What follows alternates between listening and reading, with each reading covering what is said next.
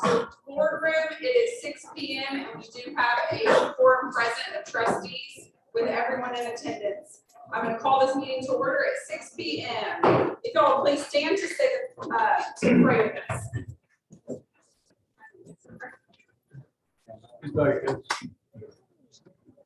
Heavenly Father, we ask your continued presence here with us tonight as we humbly stand before you and ask that you surround us with your Holy Spirit as we seek to do your will in service to your children. Father, we ask that you wash away the notion of self-service and open our hearts to selfless endeavors and decision-making that is pleasing to you. We ask that you unify us as one people, one community, and one mind, and arm us with the power of the Holy Spirit as we give you all the glory. And thank you for your saving grace. Father, we ask your blessings on our students, families, staff, school, and community. And we ask that your favor surround them like a shield all the days of their lives. We pray these things in Jesus' name. Amen. Amen.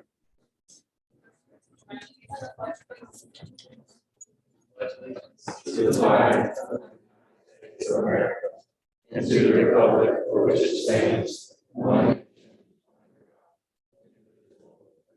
nation, and justice for all. Thank you. All right, moving down our agenda, we have no audience with patrons this evening, so we'll move right on into our celebration of excellence, which is our secondary night. So thank you so much for being here. We love getting to see students and what they're accomplishing. It is amazing what your kids are actually doing and the work that the staff is doing. So thank you, and I will turn it over to you after that.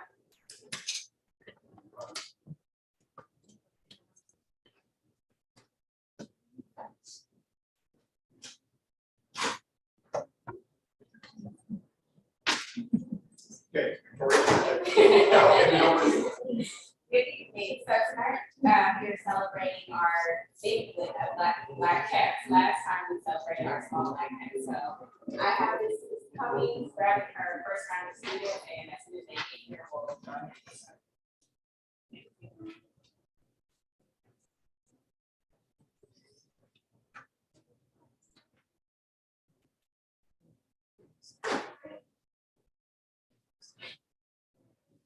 Okay, sorry. No. Good evening, everyone. I just want to thank you for this opportunity to recognize. We have over 50 students here tonight for the junior high that we're recognizing for top 5 of their top 5 performers in their benchmarks. So we had 6th grade had reading and math, 7th grade also had reading and math, and 8th grade had reading, math, science, social studies, and algebra 1. And then we're also recognizing our TSI 8th grade students who passed TSI at the 8th grade level. So we have quite a few kiddos tonight. So I guess we'll go ahead and get started. And I'd love to thank all the parents that are here that got these kiddos here and that give them all the support. They're doing such an amazing job. And one thing I want to truly mention here for, because STAR is different this year, and our benchmarks reflect that. And a lot of the kids really, they take a look at this test, it's a lot different from everything they've had before. So they truly did an amazing job. And on some of these, we'll see when it's like 7, 8 that I couldn't do just 5 because I had 3 or 4 kids with the same high score I didn't like. So we're really excited to celebrate this tonight. So I'm going to have Mr. Ortiz help me, our 6th grade assistant principal, and we'll start off with 6th grade readings. Okay, we have Isabella Rodriguez.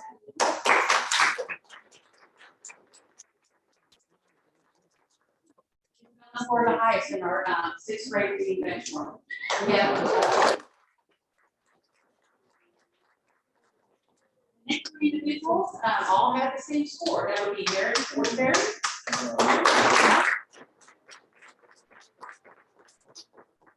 Garcia. Ryan Martino. Matthew Burrow. Our top. So I'm not sure they all straight together or what are they reading in that or how I think we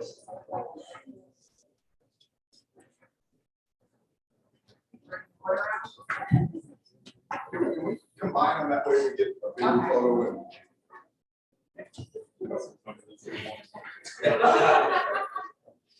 Okay, you guys will just stand to this.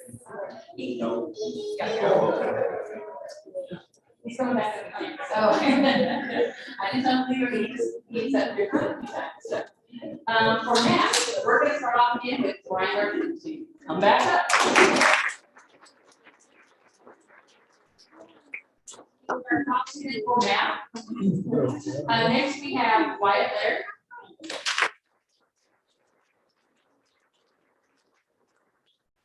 Power.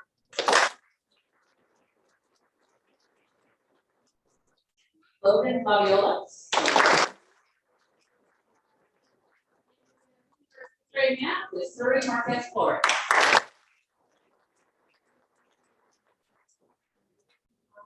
These are our sixth grade top 5 for reading and for math.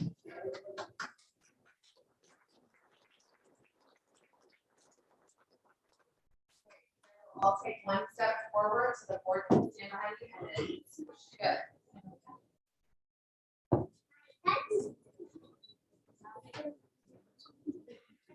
Okay, 1, 2, 3. Got it. Great job.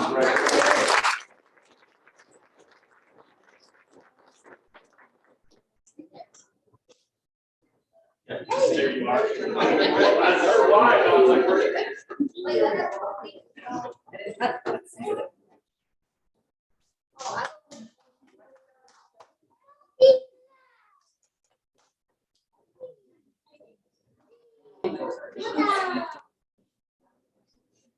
Next in the grade court is Sarah Cooper. She's our 7th grade assistant principal, and she's going to help us out with 7th grade reading and math top 5. 7th grade reading, we have Listen on the speaker.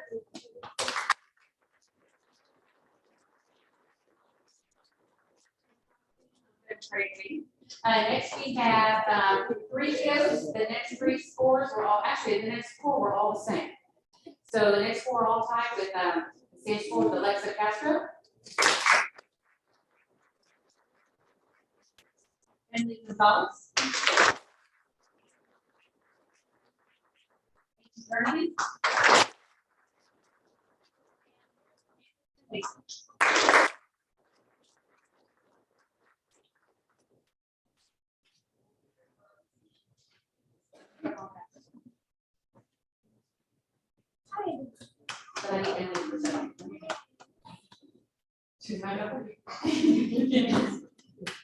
All right, so for math. Okay, so our top 5 for math, we have Miss Angie Lynn, she's our top 4 for math. Also, Prabhupati.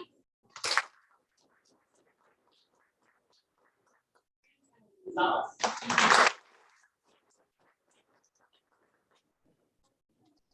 Andy Pop, Pam. And Eric Barbosa Martinez. Time for both reading and for math, 7th grade.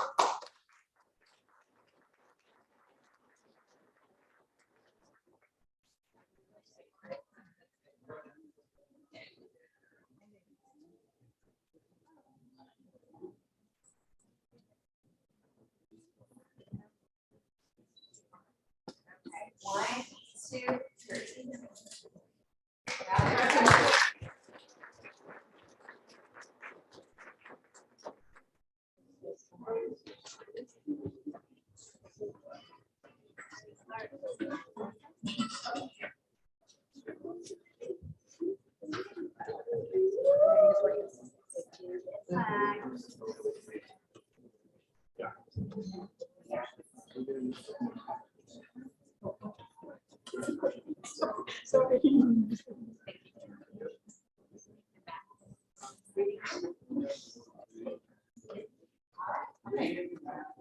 We're going to continue with our 8th grade students. So we're going to start off with our top students for 8th grade reading.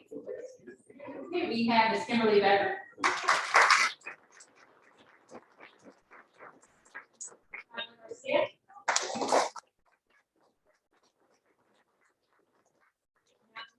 Students basically are 3rd on their scores, but they're all the same score. So we have Miss Fran Hahn.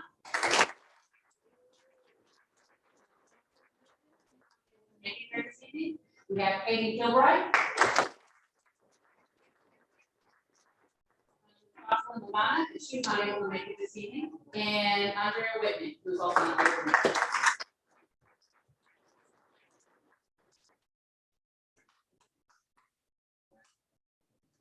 Matt, ready? Here we go. Math, we have quite a few students as well. We're going to start off our math with our top performer with Simone Poyu.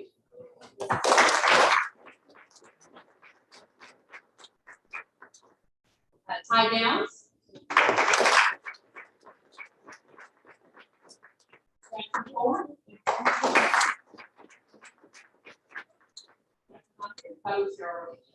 Samaya Johnson.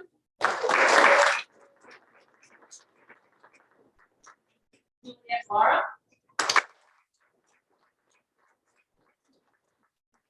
Alexander Ramos, he was not able to make it this evening. And we have Miguel Vargas.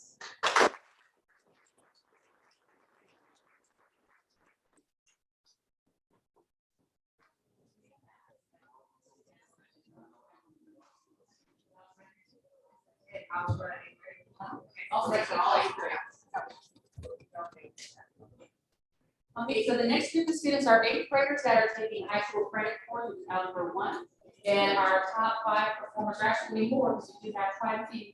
In these scores, I can tell you, Algebra 1, 8th grade, they're all 95 and above. So that's, I think, amazing for 8th grade students to be able to perform that with Algebra 1. And we'll start off again with, you have to come back this way, but Brianne Hahn.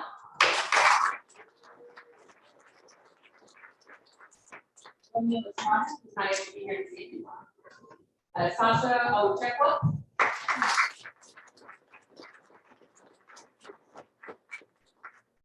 Dawson Hutchins, again, who's not able to be here this evening. Dayanara Ibarra Munoz.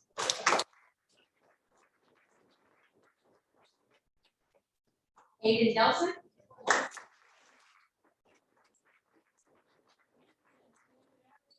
Nelson.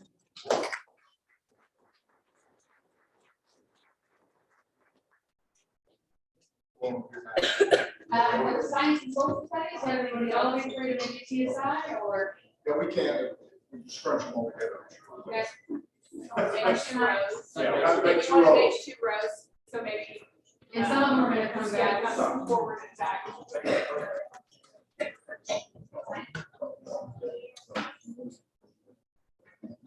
Okay, so we're down to continue with 8th grade science. So our top 4 for science would be again Simone Poyu.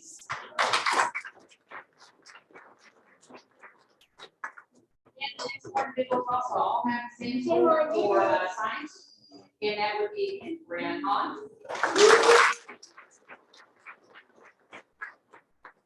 Allison Rivera Albert, she's not able to be here this evening. We also have Brianna Rodriguez.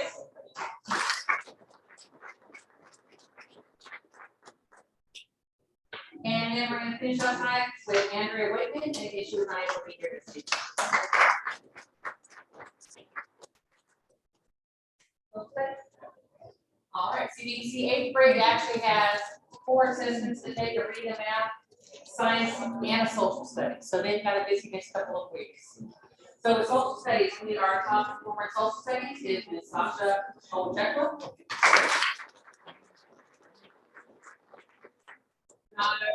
Ksenia.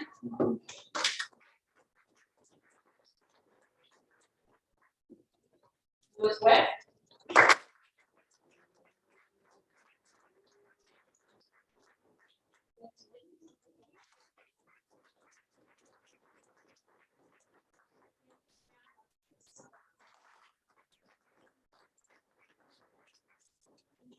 So these are our top 5 for reading, math, algebra, science, and social studies graders.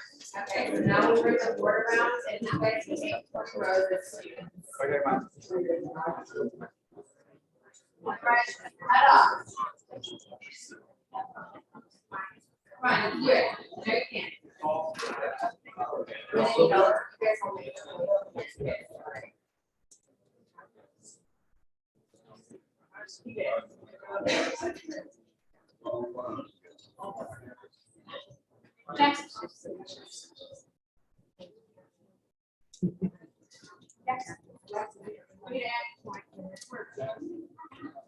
sure we get Jackson, she's got here, so Jackson Thorne, that we actually have go down, so please, here, I just want to make sure we can get a certificate. Yeah, go.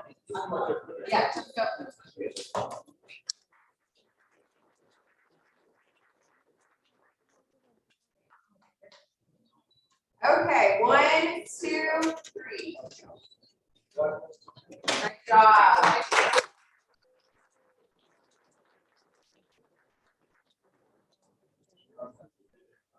Okay. Come on back.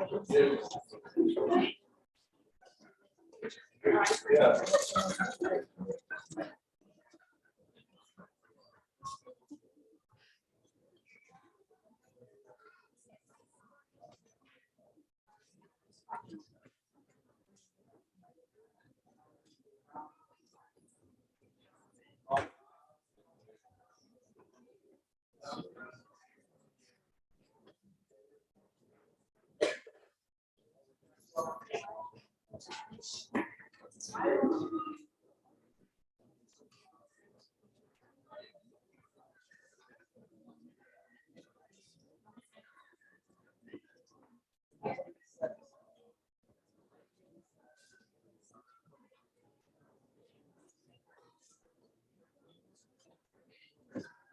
All right, we have one more group of individuals that you can hear out here in the main area.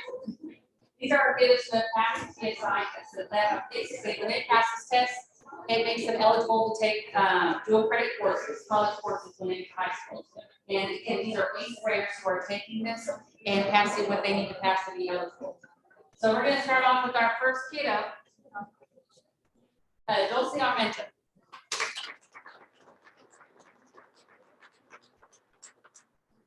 Here better. Chin.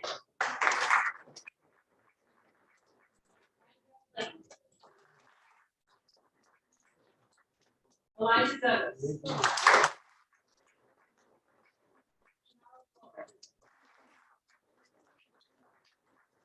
Kyla Garcia.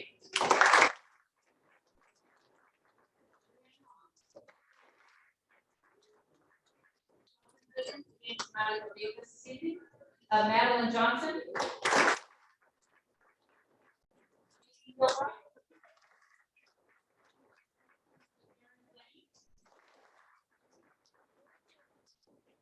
Jocelyn Zavana.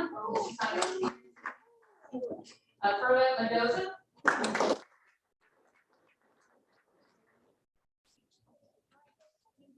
And Umberto Maldonado. Nelson. Sasha Ocheco.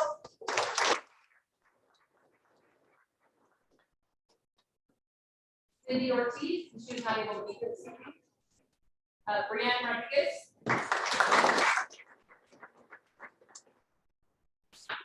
Juan Rogers, and he was not able to be here this evening. Simone Boyun.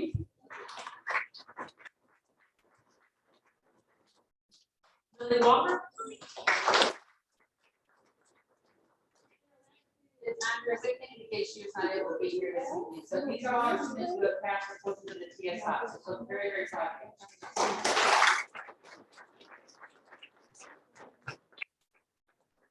Then all of the students in the back take a step forward to the board and stay behind.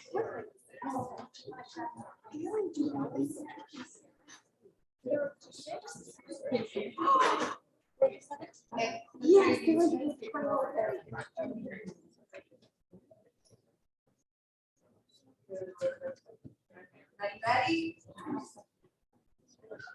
1, 2. 1, 2, 3. Great job. Congratulations.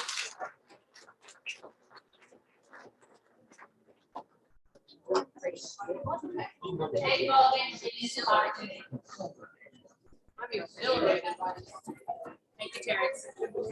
So much for that.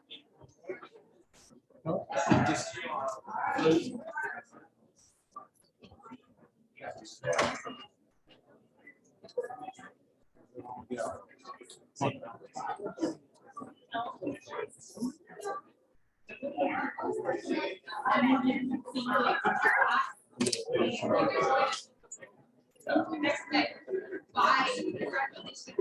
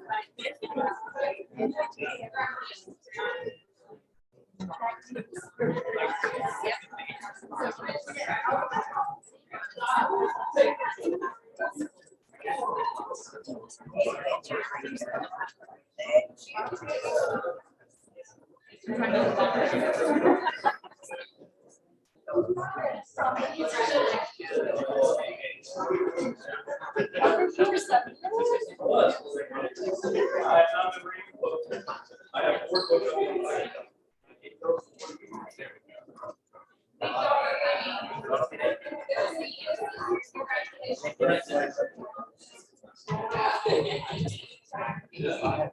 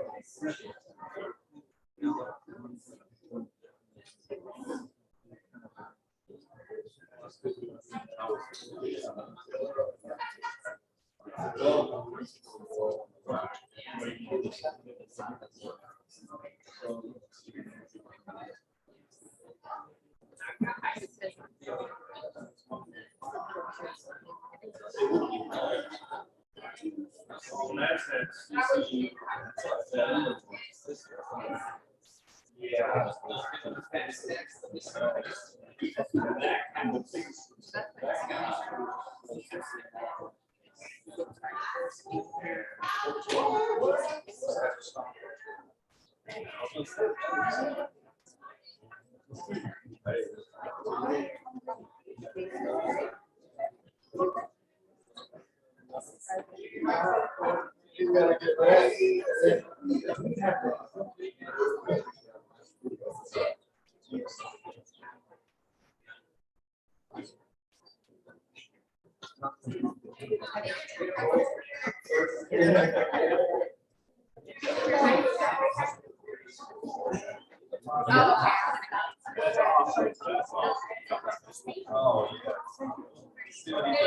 Oh, Come on in. Yeah, good job. Good evening, come on in. Well done.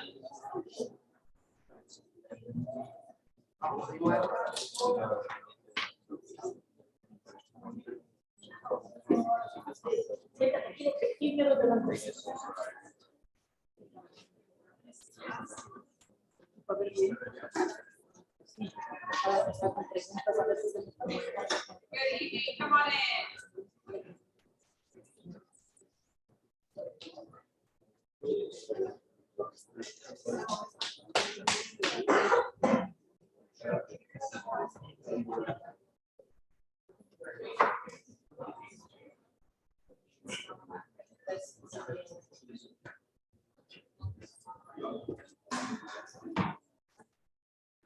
Welcome, thank you for coming. We're very excited to hear all of the things that the high school students are doing and what the staff is doing to support them. So thank you all so much for making an effort and bringing your student here this evening to be recognized. Thank you for having us again. We have a team tonight and a lot of celebrations to continue. The students are all the way in the back, and some of them are still tied up with an addict. So that is so exciting that There's so many, but yet they're so involved in so many things. We're gonna start with our state members, but before we start, I'd like to recognize Mr. Button that I invited. Yes, and I wanna just thank him so much for all the extra work that he does to prepare our students every single day. Some of the things that I share about our coaches is that not just that they coach in the mornings and in the evenings and they spend time away from their families, but they also teach up to 6 classes a day. So I just have the utmost respect for our coaches that take our students all the way to state. And for our students and parents that work so hard to go through. So we're going to start with Lucy Rick.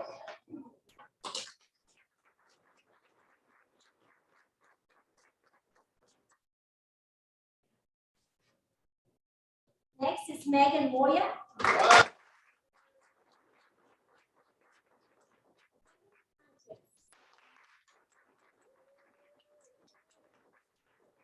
Victoria Sliva.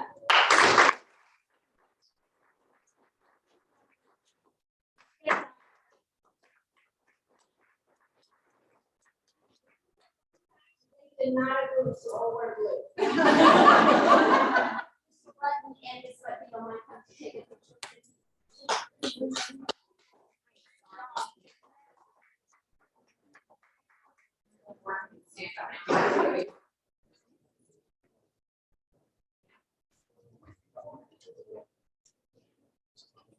Okay, hold still, because it looks like you have multiple photographers tonight. 1, 2, 3. Okay, Terrence.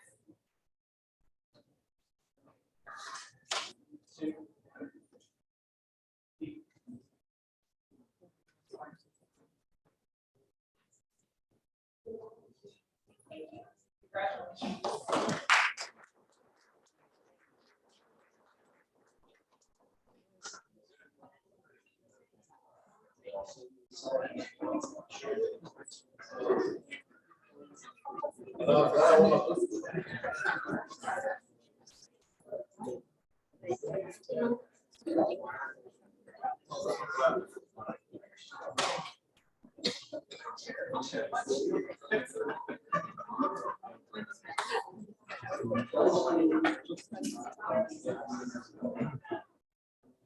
Our next group that we're recognizing tonight are the power lifters that went to state. So, what our example today, you can see is one before the average lift that is not doing. So that just shows his dedication. He is got the power lift to get himself into that academic season. So I would like to begin because you have to be at the what time to be at his practice this session? I would have at like 5. You need to be there on time. We get there at 5. So our first power lifter that went to state is Ashton Flores. Next is Shanesha Patterson. Emma Garcia. Tina Black, who's not here with us tonight.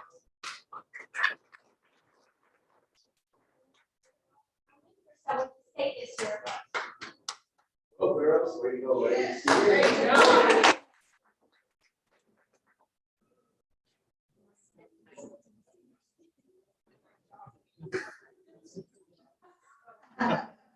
Right here, 1, 2,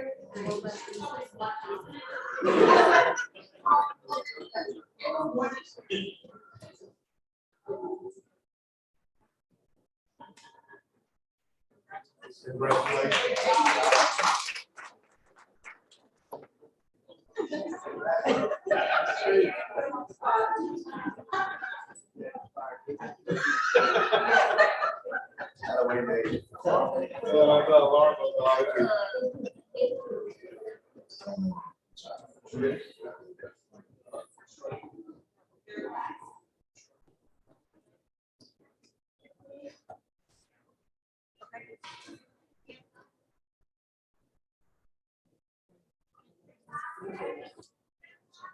Congratulations.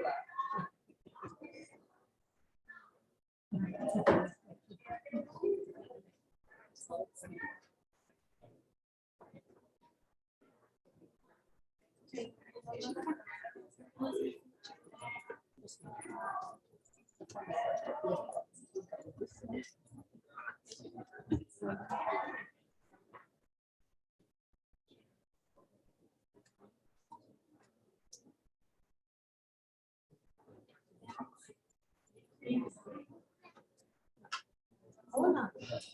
Hi, Miss Gorman. Hi, Jordan.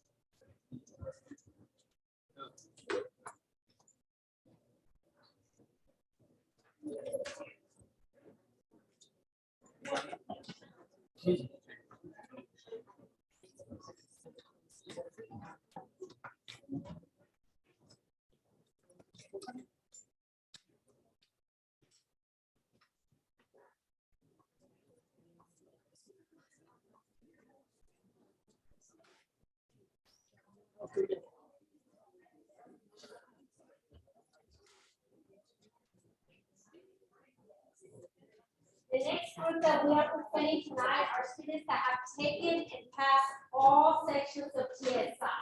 So these students are 14, 15, and 16 years old.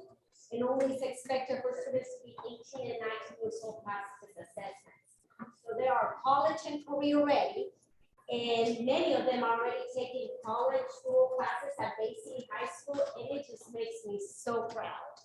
I want to say that there are so many of our students that go Saturday after Saturday and work so hard and just don't give up. And I'm just really proud of all of them. We're going to go ahead and start with Luis Perez.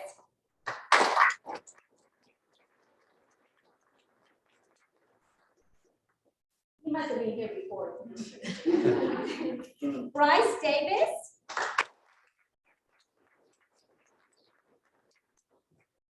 Galindo Gutierrez.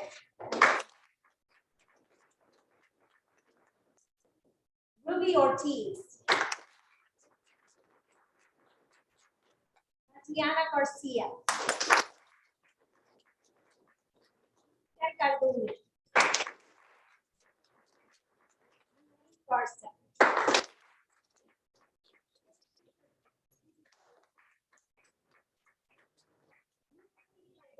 For a certification in the next recognition. So I asked him not to leave. So he is college and career ready. And we have Ameris Huerta. Number.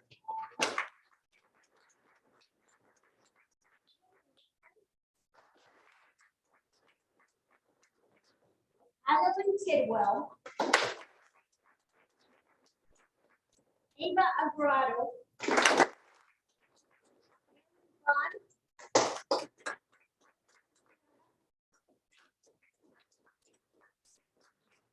Ronnie Kimball. Vega Lopez.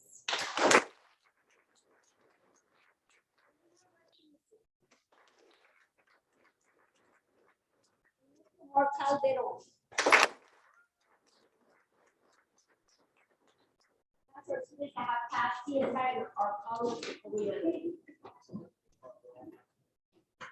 Okay, students, you guys can take a big step forward so the board can join you, and then squish in or rotate a second row.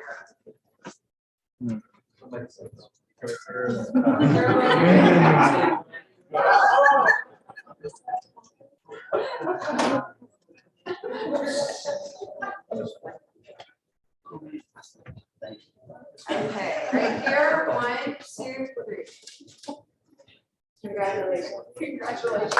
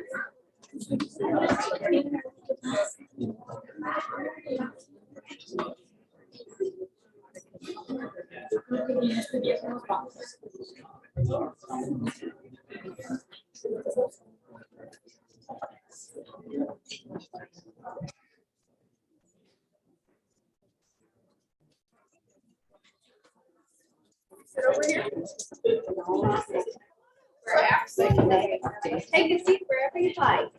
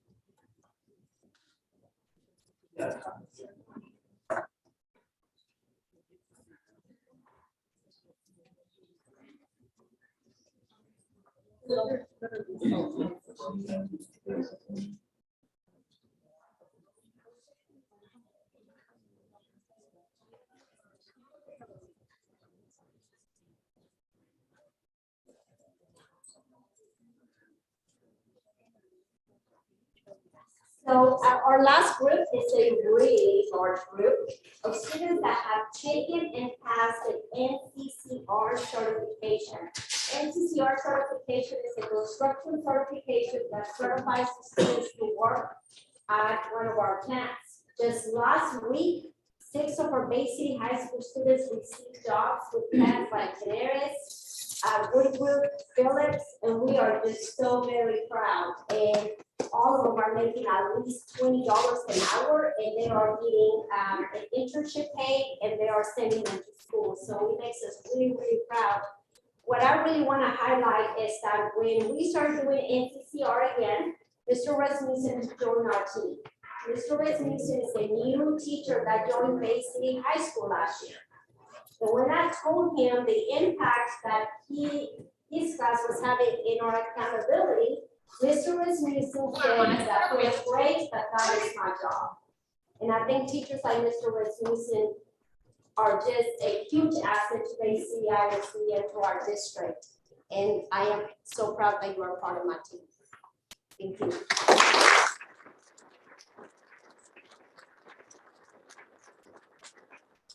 Okay, start. Just a little detail that I forgot to mention, students have to take 8 exams and pass them. And they also have to take a practical test before they can be NCCR certified. So that is a huge process. The first student is Carlos Aranda.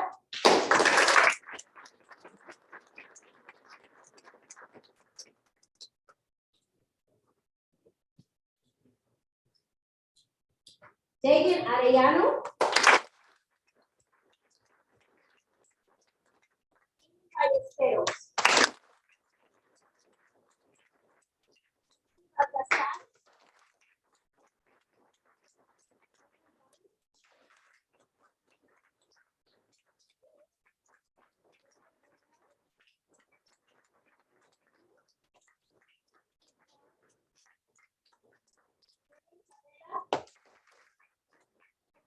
Así que no.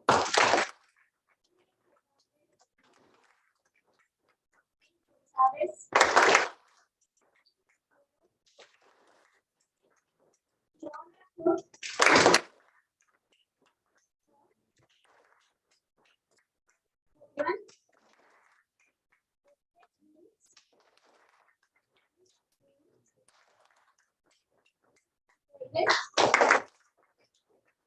Elena Escamilla.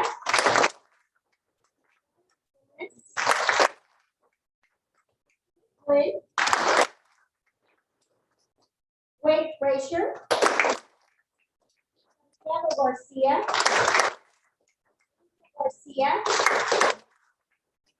Garcia. Alexandro Garcia.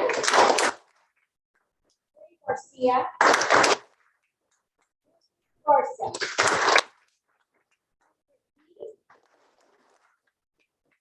Gomez.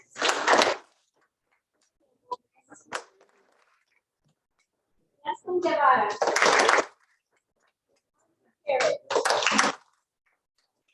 Hernández. For CSI as well. Carlos Jaramillo. Johnson.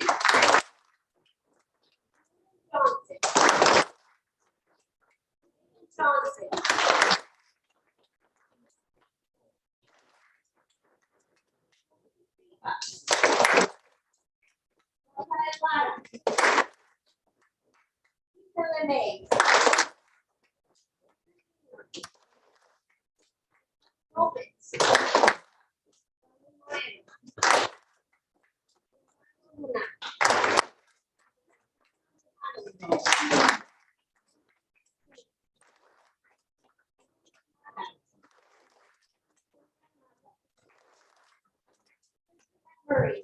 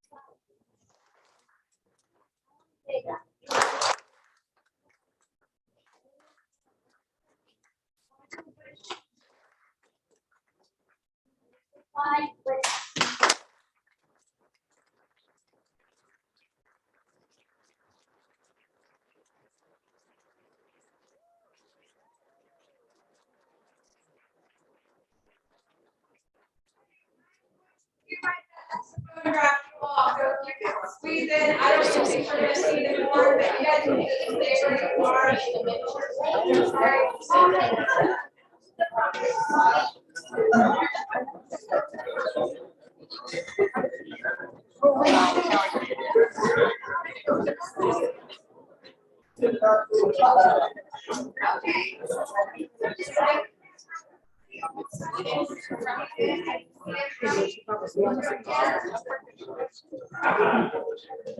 One, two, three. Congratulations.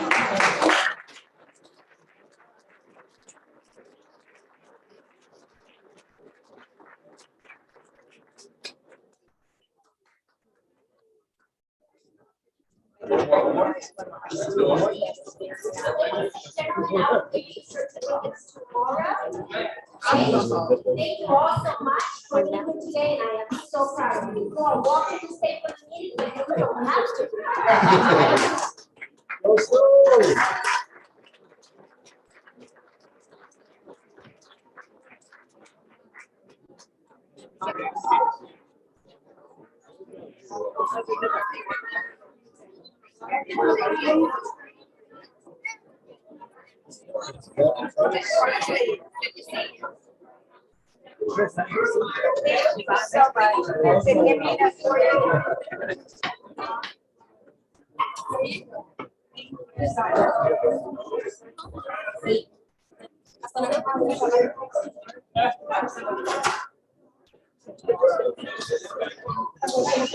Let's go, Leo.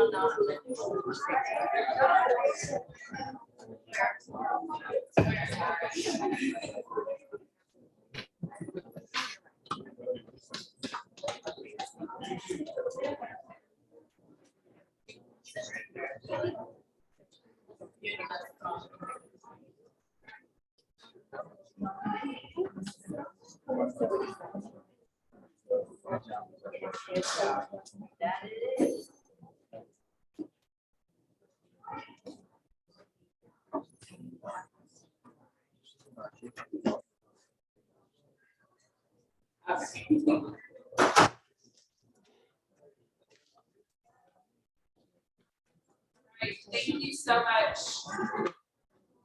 Parents, students, staff, that is an incredible thing that we just witnessed of how many students were able to get that certification and do so well in many areas of their schooling. So thank you. Favorite parts of our meeting. So moving on to the next thing on our agenda is LSG. Yes, we've got Williams here with us. We've got a full slate tonight. We'll be covering GTM. I know we'll be approving GTM 3.1, 3.2, and 3.3. We'll also visit SCEM 2.1.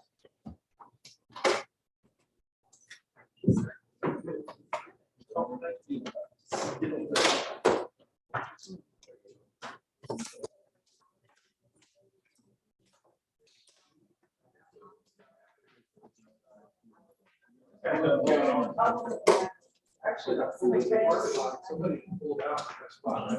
The other part didn't count against us. Well.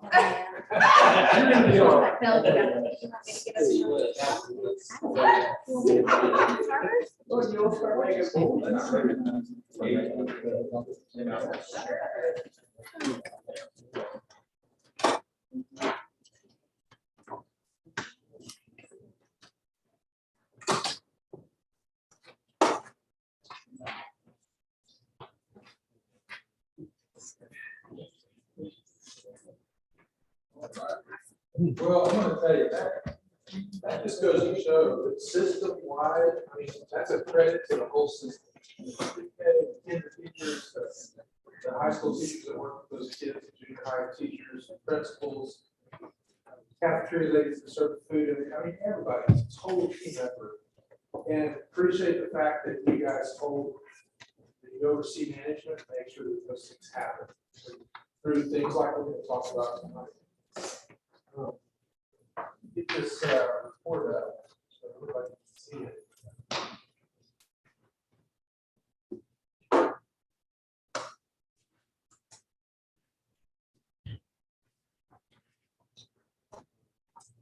And tonight, what we're going to be looking at, we're going to start off with last month's meeting. Inside your blue folder there, I know you got it sent electronically for us to look at that. But we have a copy of the time use tracker for the last meeting, the last regular meeting. And this helps to calculate the percentage of time. In last month's meeting, you had about 143 minutes you're accountable for. That didn't include like a closed session.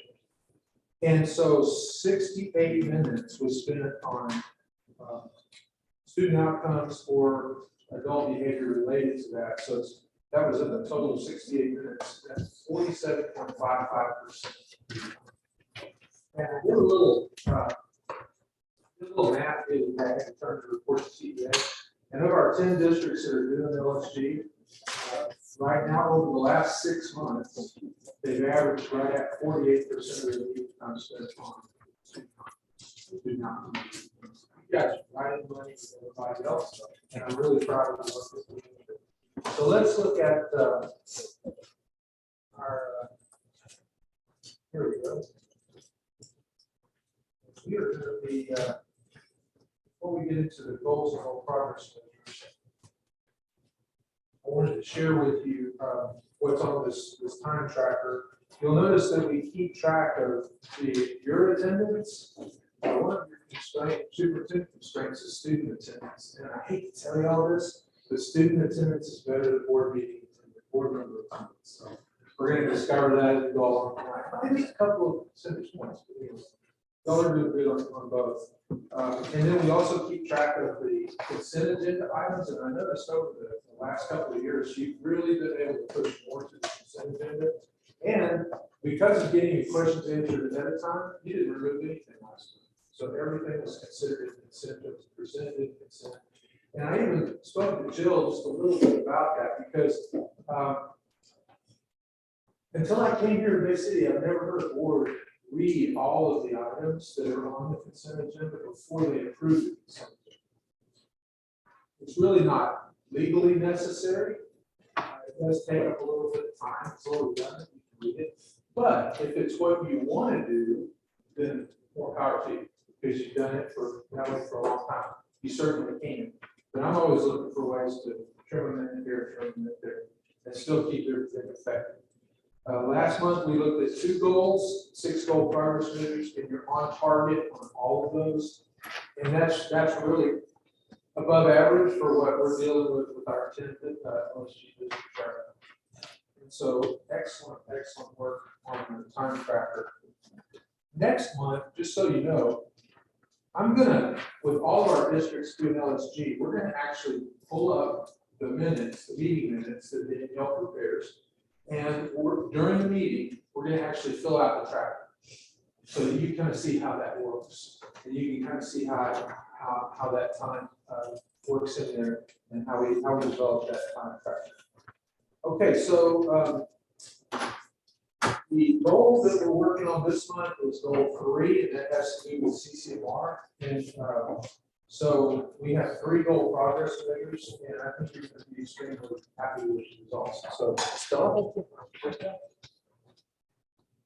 So our first goal is for our students to graduate as college graduates with TSI for English and math.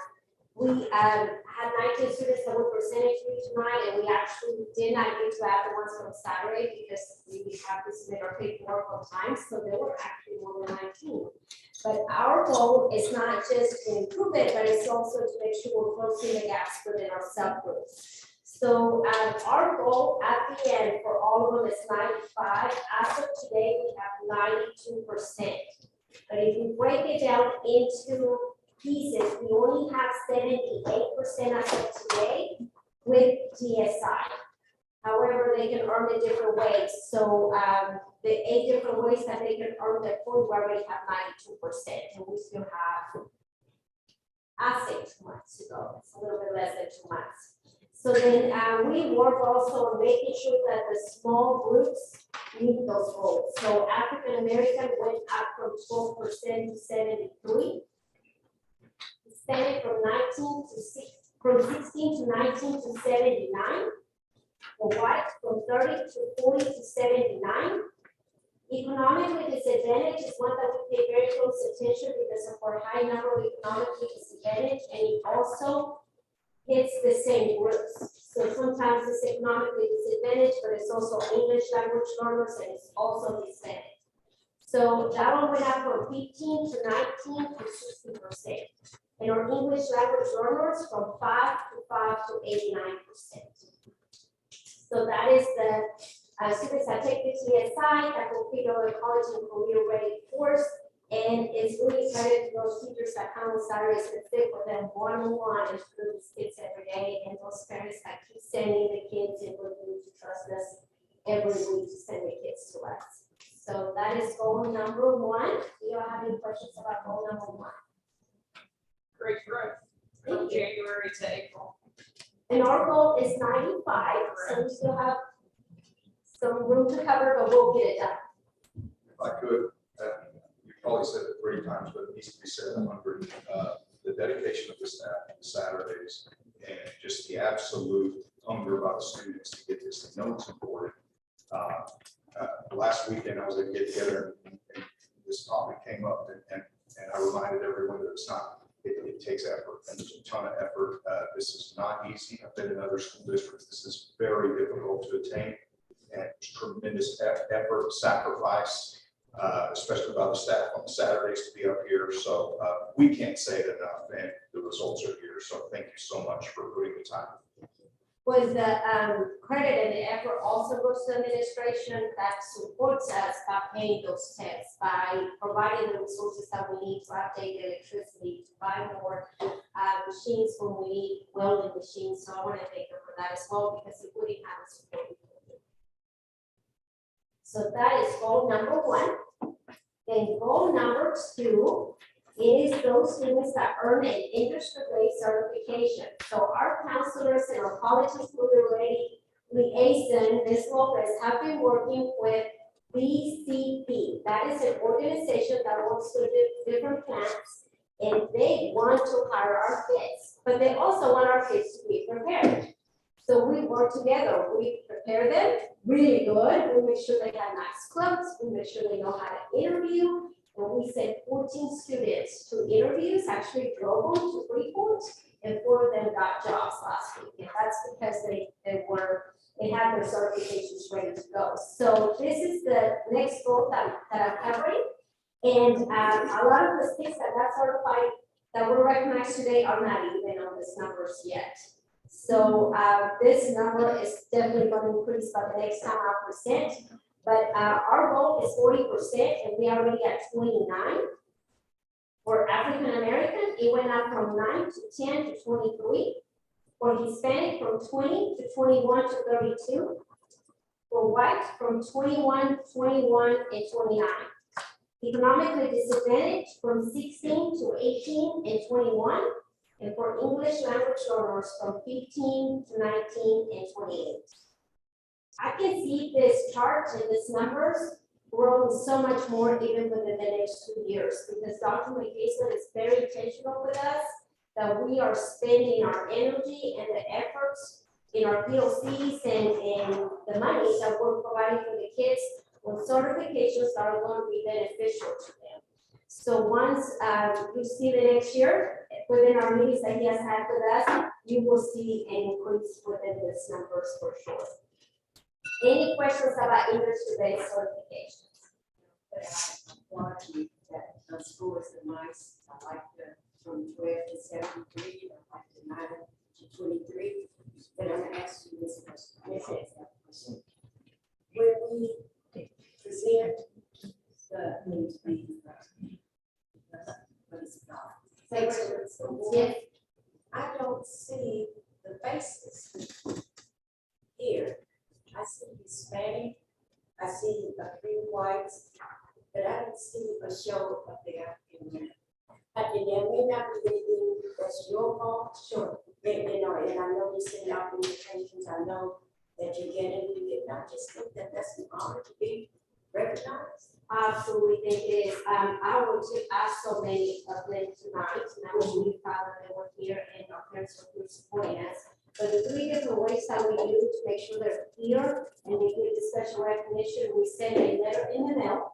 We also give one to the students a little bit before, the week before, because they will forget. So we give one to the students, and then I personally, along with the assistant principals, make personal phone calls to remind them of the importance to be here. Well, I'm questioning, yeah, just wondering, because I'm sure looking in the, this is an honor. You know, you want to be protected, you want to be recognized, why aren't you? Like, just, you know, just a question. I want to add something to that. So I've been working with Victoria and Lee on this.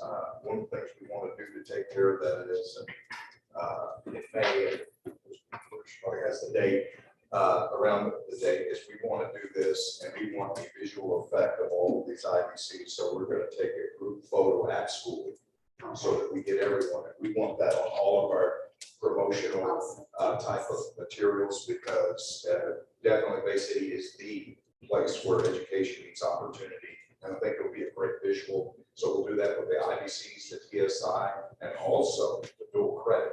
And we'll also be celebrating our first associate's degree graduate this year, correct? Two of them. Yes, so a lot of special things that Victoria, I think that was in May sometime, right?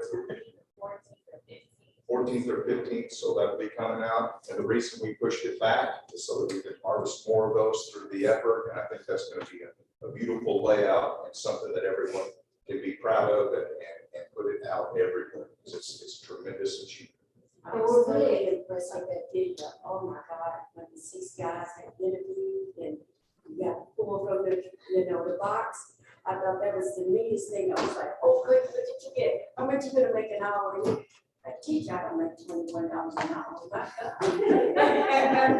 That's outstanding. I was very impressed with that. So we're so excited about the project that Ms. Bragg and Dr. Casely empower us to do. I'll be honest, I got a little nervous when he said that because it's half of the school. So, but our counselors are very creative and they got really excited, and our collaborator, Ms. Bragg, we have a plan. So, but it was a little challenging when we first presented. And again, I knew that too, as a former high school principal, that is a lot, but I think the visual effect of that leaves no doubt that Bay City ISD is second to none.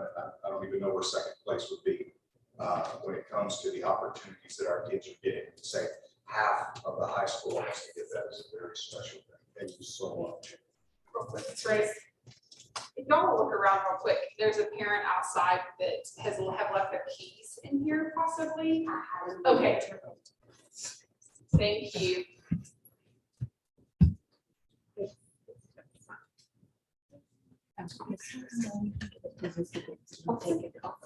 I'll pass it. Thank you.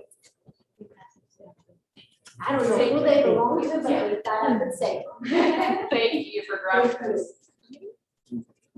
So I'm going to go ahead and go to goal 3. This one is really exciting. I am personally really invested in this goal. That is something we started working at the high school with closing the gap. So although we're really proud that a lot of our kids are taking in classes with college level classes, we wanted to make sure that we are closing it within our demographics. And I think we're not there, but we're getting pretty close, and that makes me really proud.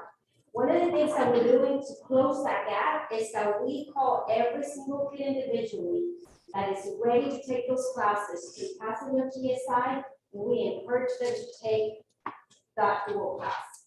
Now, we don't make them, because if they're not ready and they don't want to and they don't pass it, they can drop their GPA. By the time they go to college, we don't want to be responsible for that. So we want to encourage them and motivate them, but we don't make them do it. So I think through coaching and counseling, we have improved that a lot, and a lot of our kids are taking dual classes.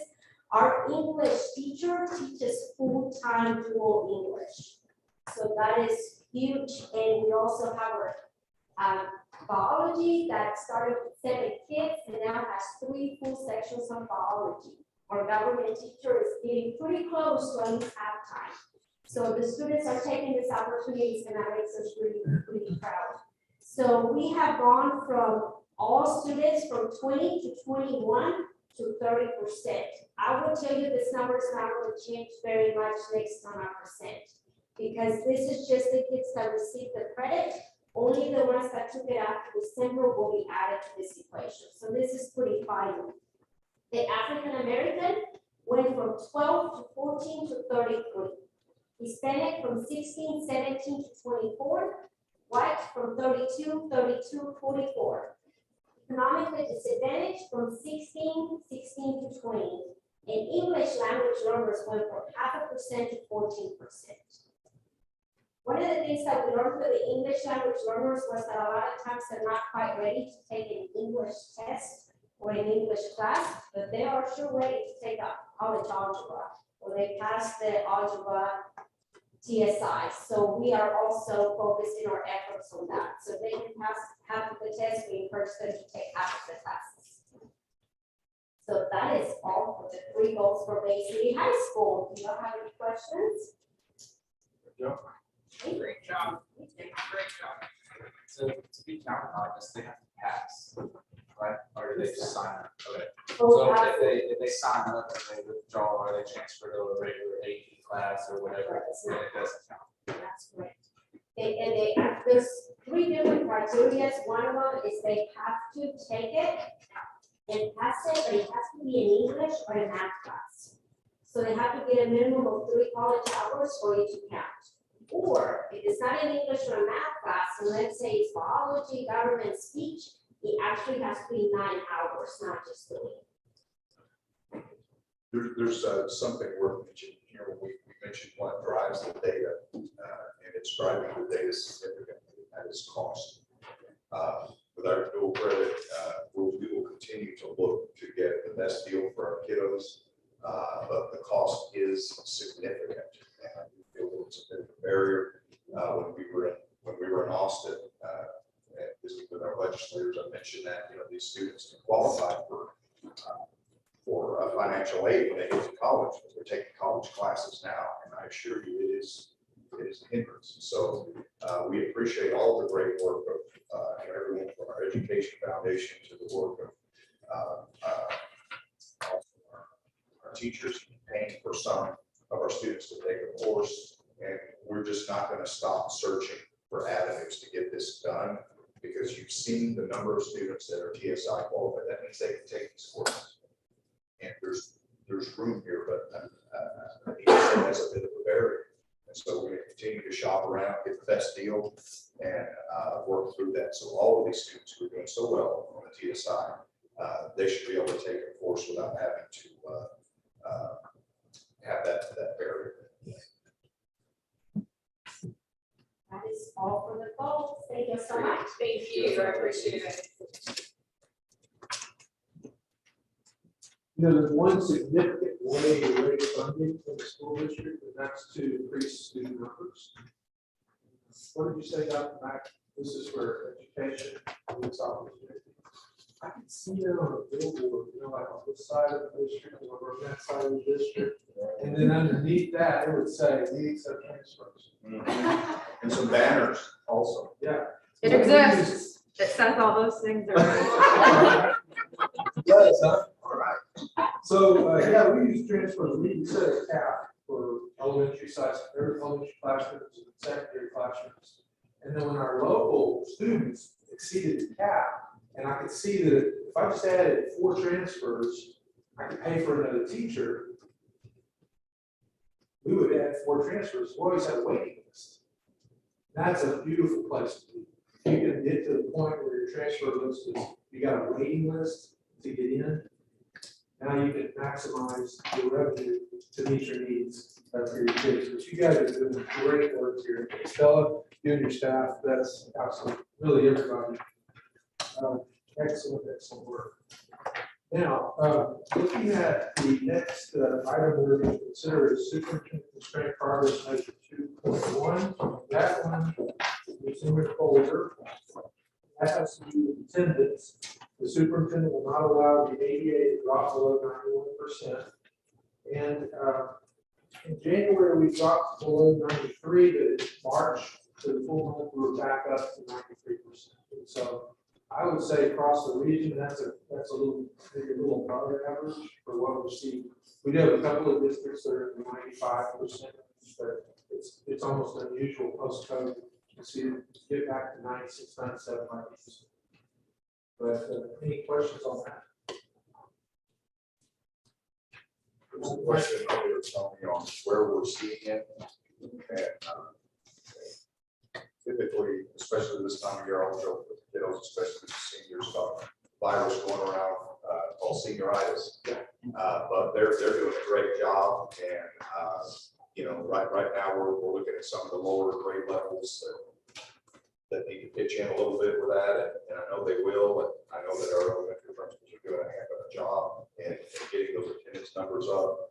We saw that dip in January. Our principals in that meetings, they had incentive packages put together. They were intentional, and so and again, I'll say it again, it wasn't for a lack of effort that we see that January and March coming up, and then we got this final push from that.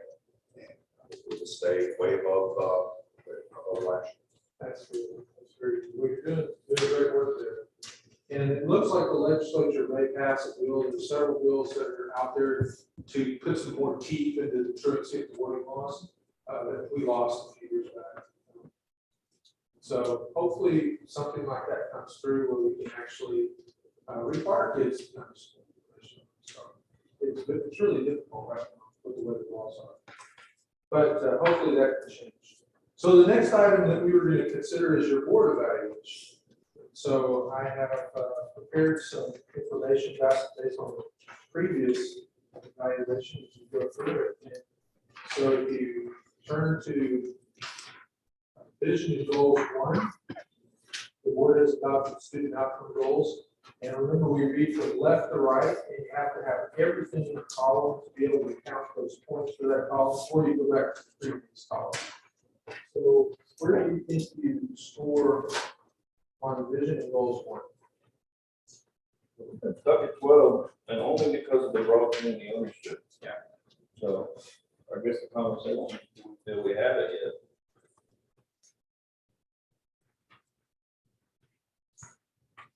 I think the information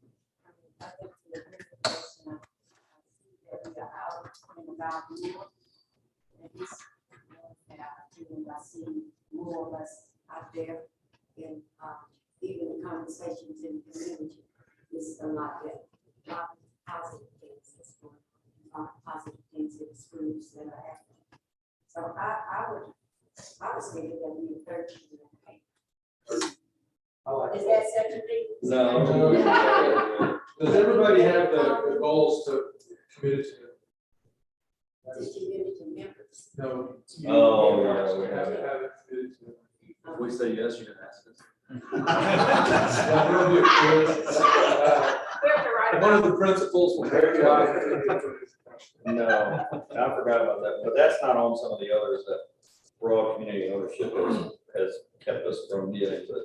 Correct. You know, so we all need to memorize. Let me explain what some districts are doing. We had a coaches meeting last month. There's 28 coaches in the state of Texas.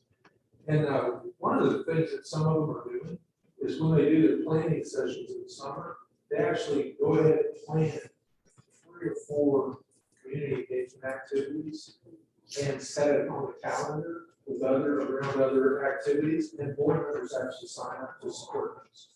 And that way it's not, it's what we've been doing, or not just here, but in all of my districts, we're kind of hitting this, and y'all have done a good job of doing how we really have comparatively speaking. But I think something like that would really be able to get the word out. We could do a video. One of the things that's really popular is video where we interview you on what it's done, interview some of the administration, students, have some pictures, just a 3-minute video. We've got districts around the state that are doing that. Link it on our website, push it out there. That promotes, people like to watch videos. So I think there's a lot of ideas like that. Town hall meeting. There'll be a lot of people to show up and talk. It's a good opportunity to talk about your vision program. So where do you think you scored this month? It was 12 last month. Yeah, that's 12. Okay. Everybody agree with that? And then on vision goals 2. This is the one This is the that one. we have the broad community.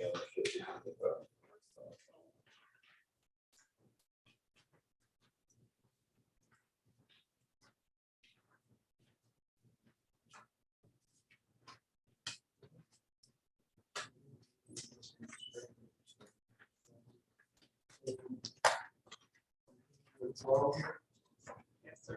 Does everybody agree with that? It's talking about the messages. It's talking about the ownership.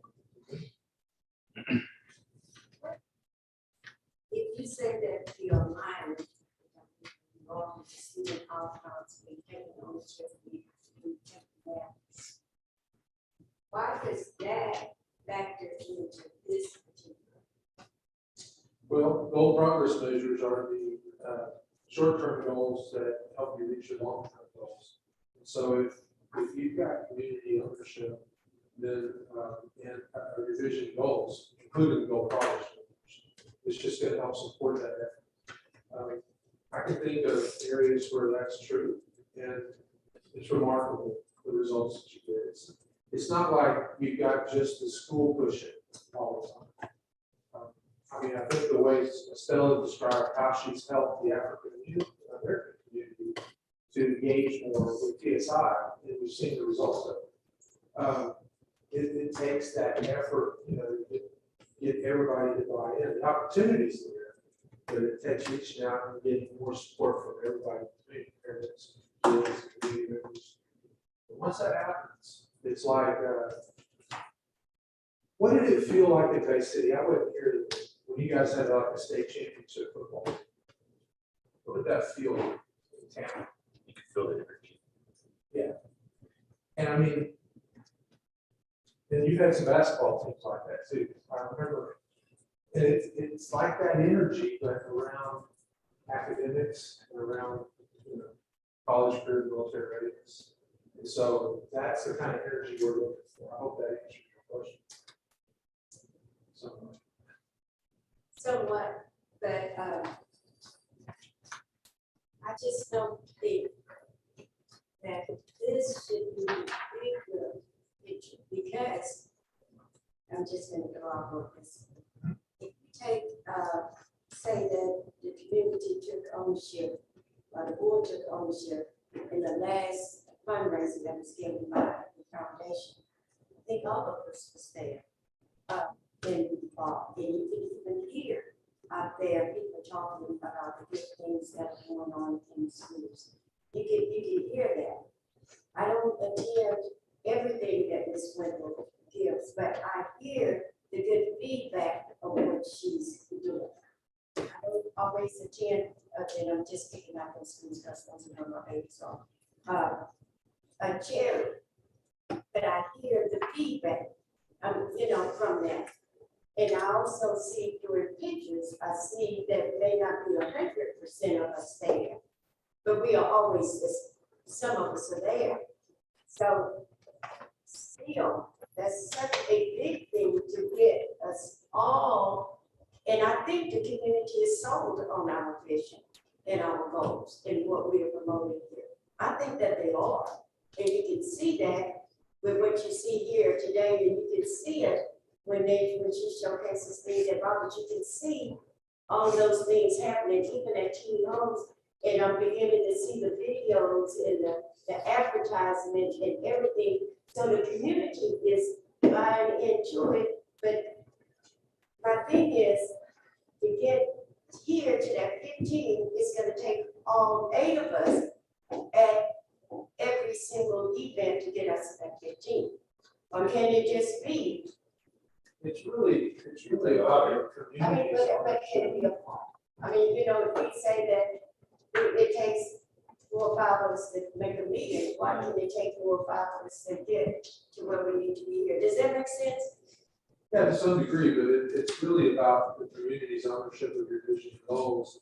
And that might be, you know, one district, it might be 5 board members really engaged, and another district might be 2. It depends upon the spin they have in the community and the touch they have with different groups in the community. And then also, what type of activities they're doing to engage the clients without vision goals. The thing that's very positive here is you've got a lot of really good things happening in the schools, and it's very noteworthy. And by comparison, it's outstanding. I mean, I think, like Dr. Matt said, you can't just walk by these TSI numbers. That's not happening anywhere else. I'm a region for sure. So I think you're headed in that direction where you're but I'm not sure you're there. But again, this is a self-evaluation. So just people from, you know, I'm exposed to the state level, what's going on in other places in the state. That's the hardest thing to get to, is that broad community ownership of your vision goals. But it's something to aspire to. And you guys are definitely moving in that direction. Right now, but what gets me every time on it is I know that the people are getting more pumped up about the school district and hearing all these positive things or whatever. But if I walk up to one of them, I doubt they're gonna be able to tell me what the goals are. The goals are, they just have to know, Ownership of the GPMs, they don't even know what it is, they can't take ownership of it. they just have to know that we're focused on it and that they're student oriented and that we're moving our meetings towards, you know, focusing on student outcomes versus miscellaneous stuff. And I think we're definitely moving in that direction. I think this year has proven that we have moved drastically. But to say that we have mastered it, I don't know if we've mastered it outside. I think we do a great job in the boardroom, but I think go out and ask people, they see all the great things happening, and that's what's promoted on the internet and all of the things, that's all great. And I think that is what is bubbling up and starting to get us to that point. But I think we're still early in the process, because I do believe I think that in the next year, things are gonna really shift and change in the communities. We're not gonna have a problem getting parents to bring their kids up to this type of stuff, because they're gonna understand why we're doing what we're doing in the boardroom. And it's gonna be not just something that we do in the boardroom, but it's gonna be something that we're doing constantly. And the community in and of itself will understand why we're making the decision to move forward in this. This whole team is creating a new culture Yes. here. And it's contagious. So I really believe you're doing it right. So what do we score on this? We already counted 12 for 2. Okay. So going on to number 3, this is vision goals 3 board adoption.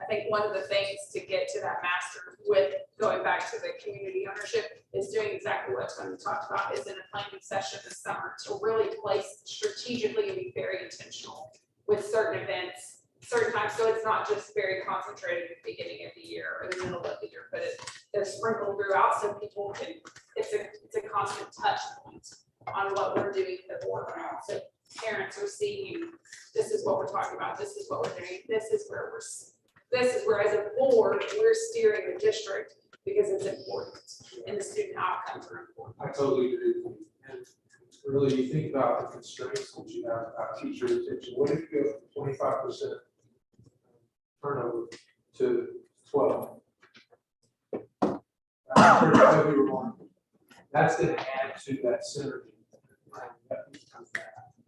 So that's just, you have that kind of constraint, on attendance, on your own work as a board. So there's things that we're working on. So where do we land this time? Last time we were. Broad community ownership in the last one. We have one board member that doesn't think we're there yet, and we can't say all board members can agree, so they were, all. Okay, so 9 on that.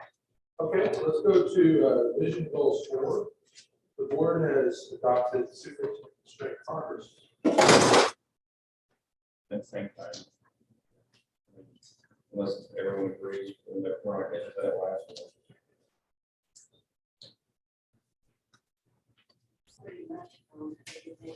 And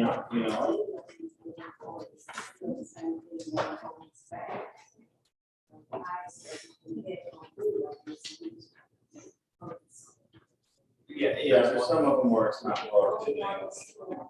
And then you actually made some progress since last couple of months on a couple of areas that we did. Well, this was our attendance, and our attendance is not attendance, it was our percentage of our meetings that ramped up. Now we're falling back down because. No, but your attendance is still in a good place. Yeah. I mean, it's 85.6% or something like that over the last week. That's. No, I'm talking about the percentage of the meeting minutes. Oh, yeah.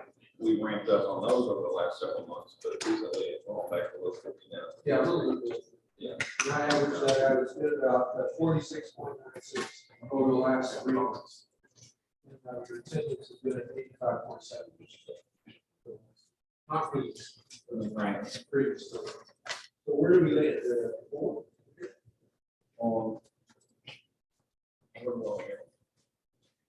Yeah. Vision goals 4. Now, I would ask, because I think Priscilla's saying that she thinks we have broad community ownership. I think we're about there, I can go on the road and go on, we've done presentations on this side of town, that side of town, we've done it for churches, and so you can go on those groups and ask them, the district's moving in this direction.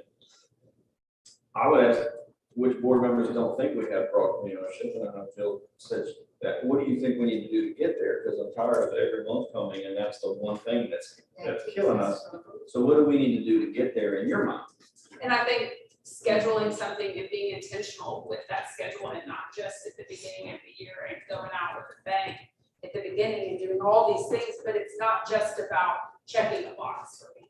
It's about a continual conversation with these groups and a continual conversation with community members. If we're going to do this and we're going to do it as a board, for me, it needs to be a drip. We need to be dripping this stuff on community members constantly. And not just a one-time, oh, we did Lions Group and those people that were there. Yes, that's great. I love that we did Lions Group. I love that we did Rotary. I did all of those. I think they're great. I think it's a great jumping point to keep going. But I think that there's still more to be done to get to the point of we have true broad community ownership. If I'm the only one that feels that way, please, if anybody else speak up that does not. That is where I stand. I think we all do things individually that I don't think any of us the others know about. I'm at that health fair today and people come up and say, and y'all doing good things in the district and working towards goals. And so we talk about it, right? So I'm talking about it at a health fair, which has nothing to do with schools. So there's a lot of individual efforts going on and you probably do the same thing in groups. I know you're involved in different things and you can't help but about community. Somebody knows the school board. How are the schools? And you tell them, man, we got awesome things going on. Yeah, I've heard about it. Well, great. I didn't used to have those conversations. Right. It was last year or year before, it was how are the schools, and I could tell them it's great, and they would just look me in the eye and say, yeah, but, and then, talk about the last gig, which was 4 hours of one, and so, but it's changed. I think the broad community now would walk up to me and say, how are the schools? And I'd be like, we've got some amazing things going on. Yeah, tell me about that. I'm hearing a lot about that. So I think it's there, but that's just me. So that's why I want to know the ones that don't think that that's there. What else do we need to do? And I think that we're there because the whole conversation about our schools changed. And I'm not a Twitter or Instagram, but I studied Facebook. And I remember times that you clicked on Facebook and it was every negative thing that you can find about the district and what was going on. You don't see that anymore. You know, every now and then you may get it here or there, but it's more positive things. And more of the conversations there are more positive. So it goes back to what I'm saying. Does it take all of us attending every single thing to get it? Or can you have like James here, you can have Jim, you may have, Matt, and you may have Peters, you may have that one, we will never get to that, and that is. I think you will. And I think Jill's got it hit the nail on the head with being intentional about a system of inputs for this next year. And I really believe, because you've got so many positive things happening inside the district. There's so much progress happening. With what Dr. Max working on with curriculum, I think that's just going to put it on a rocket. That stuff starts to get put together. You're going to really see. You're going to have a waiting list for people to because you're not going to have space. Yeah, and I can't speak for everyone, but I think making it intentional will help because even I can't speak, but sort of self-evaluate at masters. I mean, that's hard for me as an individual because I always look at myself as I can always do better. And I haven't mastered it, and so it's hard to self-evaluate at a master as well. But if it is intentional, it would make it a little bit easier because we're saying this is what we're doing. I think the intentional part of it. I just think that before, and I just believe that little bit of word in there will keep us from that, because the message that we send out, and we have to use your ear, Ms. Wendell, is that all of her efforts that is being put into that, and I see that people are showing up the same thing at the different, I see the pictures and I see it, but yet it's still we are not there. What, I mean, we can plan. Bring me your calendar this summer and then, okay, you go to this one, you go to that one, you can go to that one, but we never know what's gonna happen. So even on how intentional we are about anything, we don't know what's going to happen. So if we are there and making that effort at that time, that counts for something. Here is self. No, I think your efforts is that. I think the reason you've made such good progress is because of all the research-based best practices you put in place, classrooms and the boardroom, across the system. I have to see that better. Maybe it's a definition thing here, because when I think that I'm looking at this stuff that we're talking about, it almost gives you a little bit of anxiety when you say who's shooting versus goals. I like how we did with the superintendent evaluation for 3 Bs. You know what I mean? I almost think, is it not permissible to have a catchphrase or phrases that summarize these goals instead of not getting into 2.1 what is in class, what is the MAC test, but to have a very concise mantra that we can rally behind and makes it simple where people know that's what they're focused on. Yeah. Those are the, I mean, is that? Oh, yeah, absolutely, because. Absolutely. I don't think anybody would be able to remember, all of the statistics of it. They have an idea. 4 of these goals are all, or 3 of them are about that. We were really chopped at 61. So yeah, I think that's kind of, and then look at the time you're spending as a board focused on student outcomes. That has been a huge shift for you as a district. I personally come up with a really trend. So that's where I'm memorializing a plan, like this is what we're gonna do. Part of this whole thing is like documenting, like how are we doing? What are we doing? I think if we say we're gonna do these things, and this is how we're gonna do it, we're gonna come up with a catchphrase, we're gonna make a 33-minute video, we're gonna go to these 6 events spread over this amount of time. That's when we do it, then we all agree, this is what we're gonna do. We're never all gonna agree on what that means until we agree, these are the things that the plan defines as masters. I'd like to say maybe making it simple so that we can understand, because see, it's too much in that one. Even for, acronym, 5 goals that we could put in different places to review. I mean, I think we have to get away from this whole idea of reciting the exact, and say, no, I know what my school is focused on. It's these 5 things, and I can tell you what all 5 of them are. More important than reciting or memorizing it. And I love the idea of the videos. We were talking earlier about the monumental task of all the IBCs and there's another opportunity for a promotional piece with that acronym there, or that specific piece, that 1-2 word definition, not a long definition. But I think we meet that when our community can define it in their own words. It's more important that they can define it in my opinion, in their own words that regurgitate. So that's the exact goal. You remember when we first started this process, Trent and Jane, what got y'all excited was you went to a presentation at a conference and board members were actually new.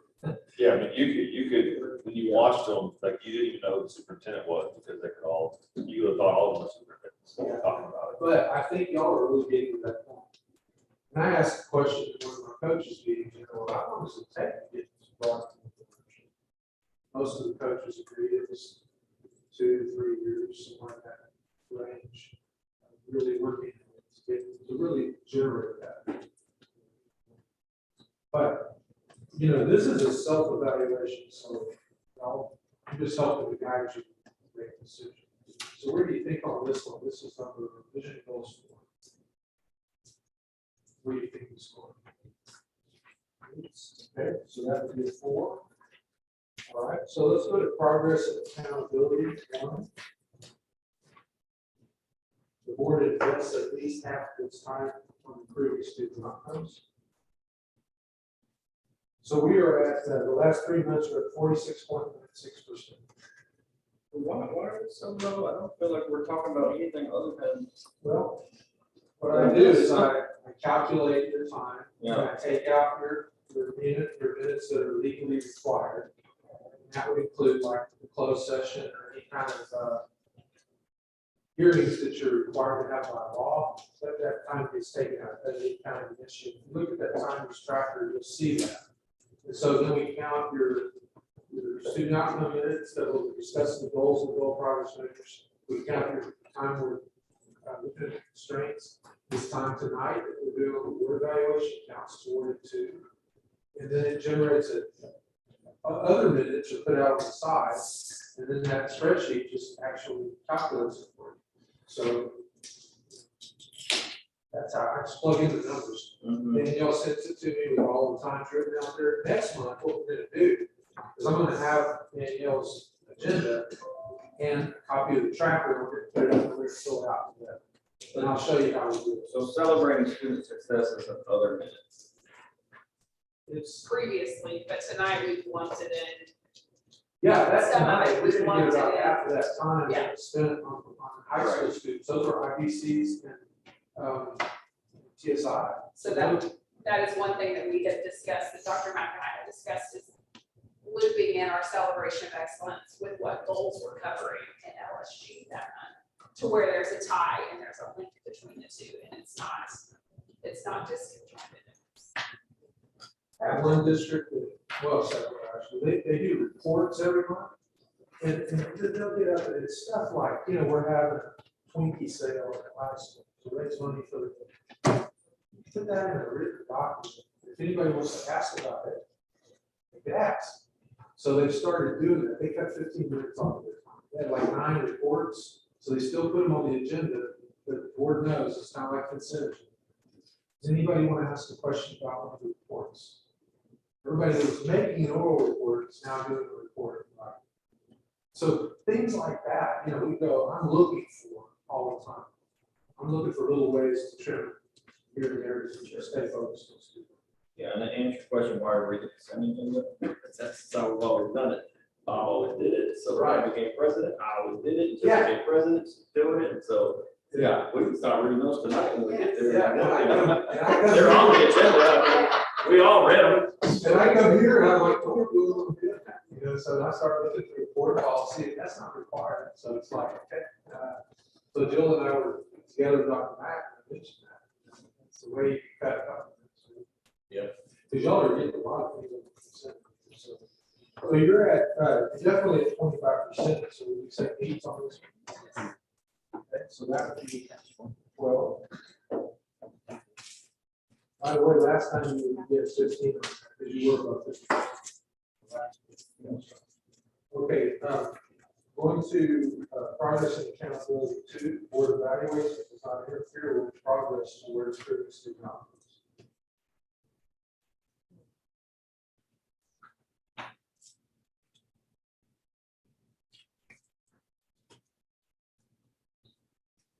Now you got on needs focus, you've done the staff use. Right. We've done it twice. Really only have to do it once a year. Everything else, good job. 2 times. And then a quarter ago, we did perform our self-evaluation, and we did approve it. We're still under masters. For the current progress tracking. Modified. Yeah, the only thing on this one is that it says the master's focus, consider superintendent performance as a substantial consistent performance by evaluating the superintendent on only results in progress towards student outcome goals and constraints. Y'all have decided when you did the evaluation system that you did not want to do that. When you realized you wouldn't ever get masters on this one as a result.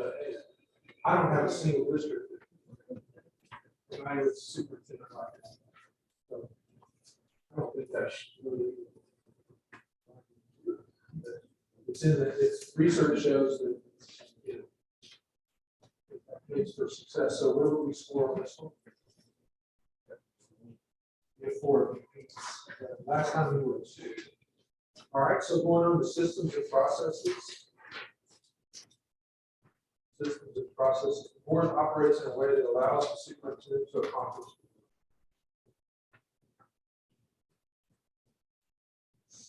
What was our average hours per meeting? I know we got up there a little bit.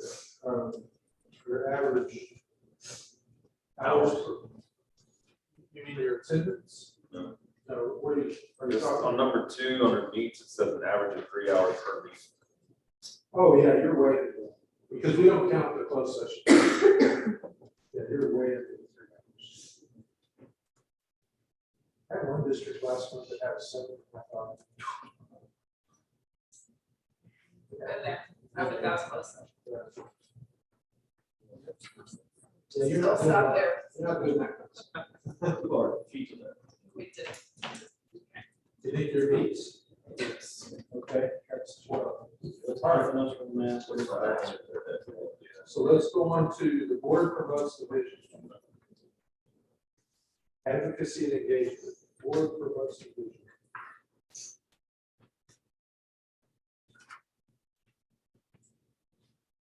But we still have that board in here, do we? Is that part? Or is it? They're up. It's not there. Do you feel like you have arranged community engagement activities during the previous 12 months without, not including what happens in the board room here? We did last time. I'm sorry. We said 12 was on. Okay, I'm sorry. We can go back and look at that. Systems of process.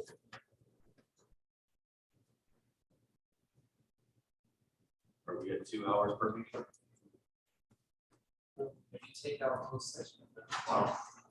Yeah, I have to go back. Let me do this. I'm gonna have to go back and look. 7 days. I can look back at the, I have it on the computer for the last 3 months. I didn't calculate that before. I didn't get a set.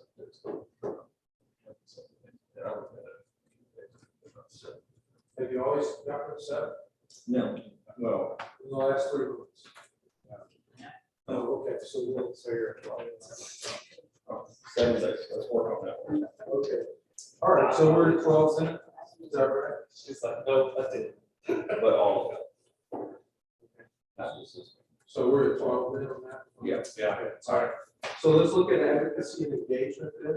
The board promotes the vision. Everybody said the 2-day.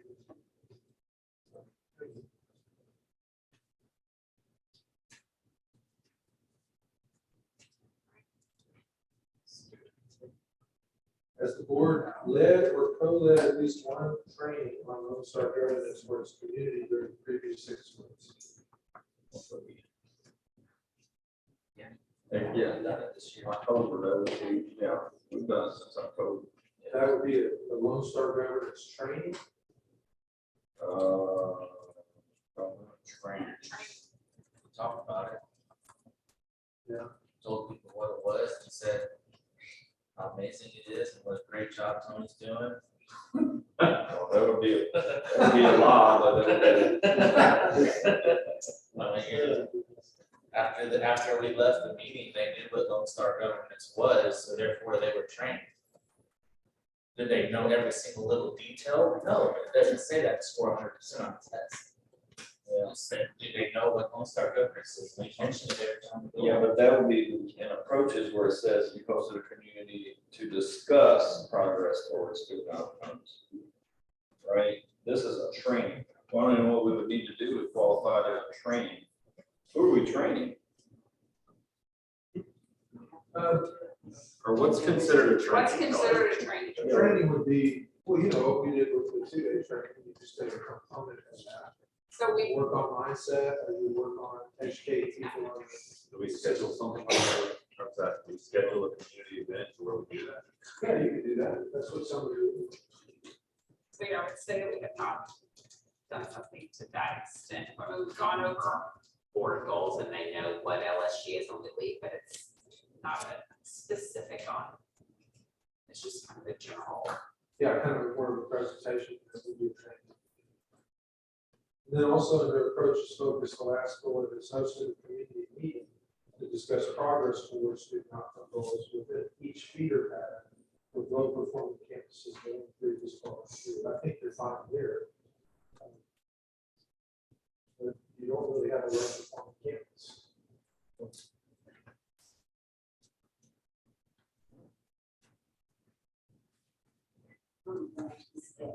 Define low performing, like low performing on GPMs or low Yeah, low performing on performing campus under. like just TA? Okay. Oh, under TEA. We don't have any of those, right? Yeah, so.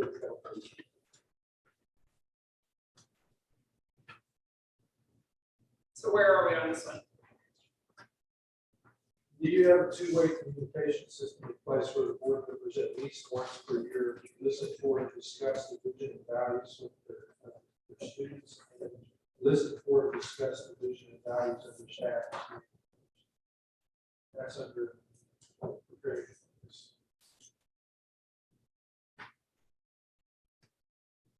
What is your two-way communication system?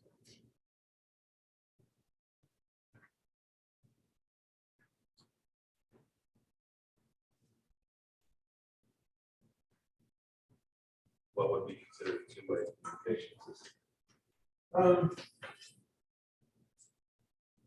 Like a town hall meeting? Yeah, that would be something that would count for that, given them the opportunity. We had one last year. On this. When was that?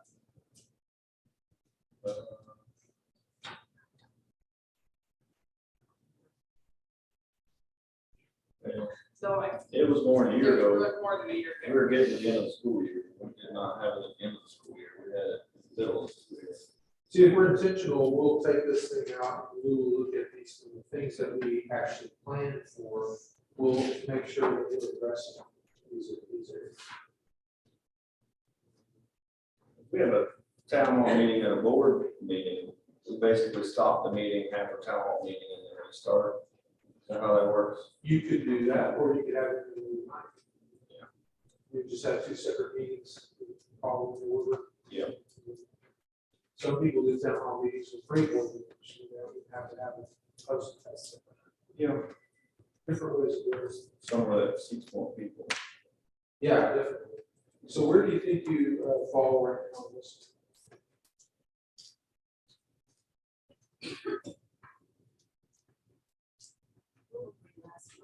Last time you were at 3. You weren't displaying the goals and goal progress measures. So that's up there.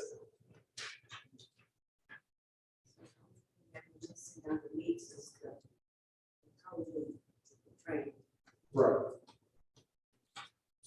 So we're still 3. Okay. Does everybody agree that you're 3 this time?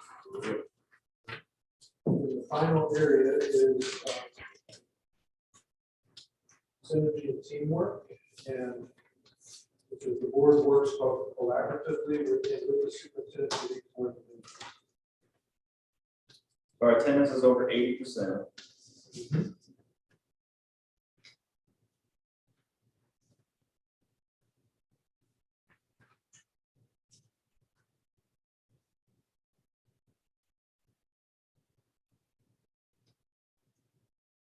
Does any board member give operational advice to a staff member?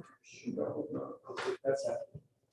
So last time you were 10 on this. Yeah, so. Yeah.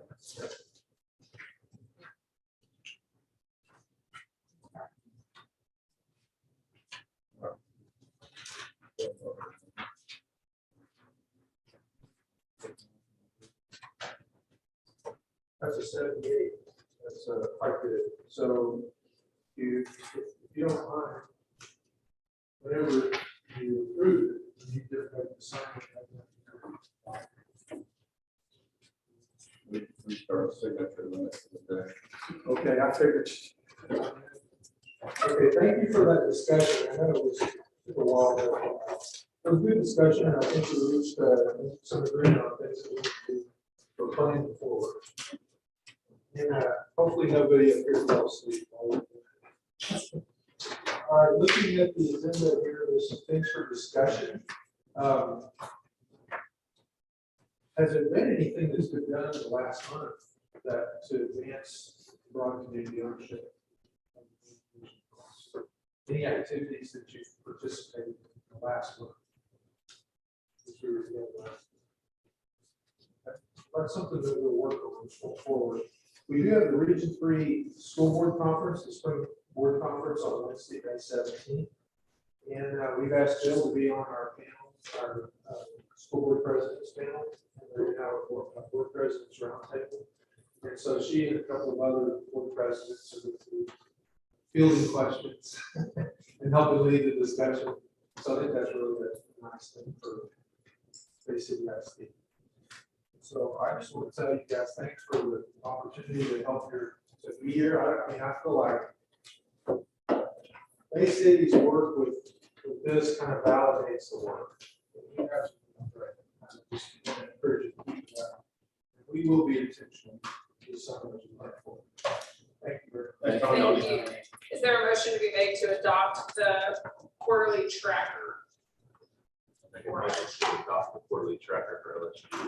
I have a first. Is there a second to the motion? Second. All right, all in favor, say aye. Aye. Opposed? No. Motion passes 7-0. All right, moving on to items of business. A, instructional material allotment antique certification form 2324. How you doing? Good, how are you? So each year, the Texas Education Code requires districts to certify that they provide all students with materials, instructional materials that cover other activities. And there's 3 areas which you have before you in your workbook is the TEAC certification form. It's actually a long packet. And tonight we'll take a look at that and you'll sign off on that. And I'll present that to the State Board of Education. Something that happens annually. You'll notice that when you go through that, the process is completion of that form and then me turning it in, and then submitting that. But when you look at that form, there's like 3 main areas for each subject area at grade levels. One is asking about the scope and sequence, which is basically an outline of standards and suggested order that they may come in. You have that, does it cover all the fees? And then the full subject materials, which is for us, is our state adopted textbooks. They go through the process, they're vetted by the state. And so for each grade level, it's something we have that. And that's in each one of those forms. And then supplemental materials, which is not necessarily covering 100% of the TEKS, but we use it to support specific areas of the TEKS in those. You don't have to have supplemental materials listed, but if you do use them, they ask that you list them there. So if you go through, you will see everything that I put in there. We've gone through a process when I arrived in the district in October. One of the things that you'll find sometimes is that not everybody knows what we're using, and people are using different things. And so the campuses have been great throughout this year of harnessing that and documenting exactly what they've been using so that we can come together and decide this is what everybody's using instead of 10 different things happening on one campus. So what you see before you is the result of that effort to bring that all together and document it accurately. Great. All right, is there a motion to be made? To approve the instructional material allotment and teach certification form. All right, there's a motion on the table. Is there a second to the motion? Second. Is there any questions, comments? Hearing none, all in favor say aye. Opposed? Motion passes 7-0. Thank you, sir. All right, moving to the next approval of 23-24 medical director standing orders. Mr. Townsend will present here again, and just so excited for his work coming on this year in a new position, and really recognize this is something we needed to focus on. Obviously, we're gonna have a partnership here we're excited about, so please tell us about it. Thank you for your efforts in bringing this to us. Yeah, well, yes, thank you. It's a group effort. Actually, that brings me to my point. I'm really excited about this, and in my years of experience at BCISD, one of the things that I've always, in my capacity as principal, I've always leaned on Nurse Kelly Hunt for advice she might go to, and in this role, she might go to again. It's through conversations about the needs surrounding just the health and well-being of the students that this kind of came to light. And so she was very, I wanted to tell you thank you for that. Just thank you for all your hard work and always being there. Through our conversation, she expressed the need for the district to require a medical director and standing medical orders that provide oversight and safe framework for BCISD staff to tend to the needs of our students, including but not limited to medications, diabetic management, and maintenance and operation of automated external defibrillators. Our efforts in this area have afforded us the honor of having Dr. Barry Liberoni graciously volunteer to serve as the BCISD medical director and oversee, manage, and endorse the allowable medical related activities of the district. Dr. Barry Liberoni received his Bachelor of Science from the University of Pittsburgh and graduated with his doctoral degree from the American University of the Caribbean School of Medicine. He's been practicing in Bay City since 1999 and specializes in internal medicine. Dr. Liberoni is board certified by the American Board of Internal Medicine, serves as a medical review officer for the South Texas Project, and as a master police officer and a Matagorda County Sheriff's Office Sergeant. He's a diplomat of the American Board of Internal Medicine, American Academy of Medical Review's Office, lifetime member of the Special Operations Medical Association, Class 100 graduate of the Federal Protective Service, Special Operations Division, United States Immigration and Customs Enforcement, and United States Department of Homeland Security. He has graciously worked very closely with our district nurse to develop the 23-24 standing medical orders that you have before you. Dr. Liberoni, could you please stand and be recognized? We thank you so much.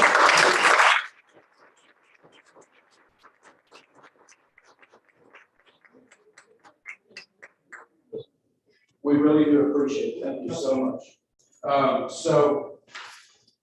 As part of his role, he's reviewed and endorsed standing medical orders, which is outlined the medical activities and management practices Those standing medical orders have been reviewed and vetted by the nursing team, myself, and the district's legal counsel as well.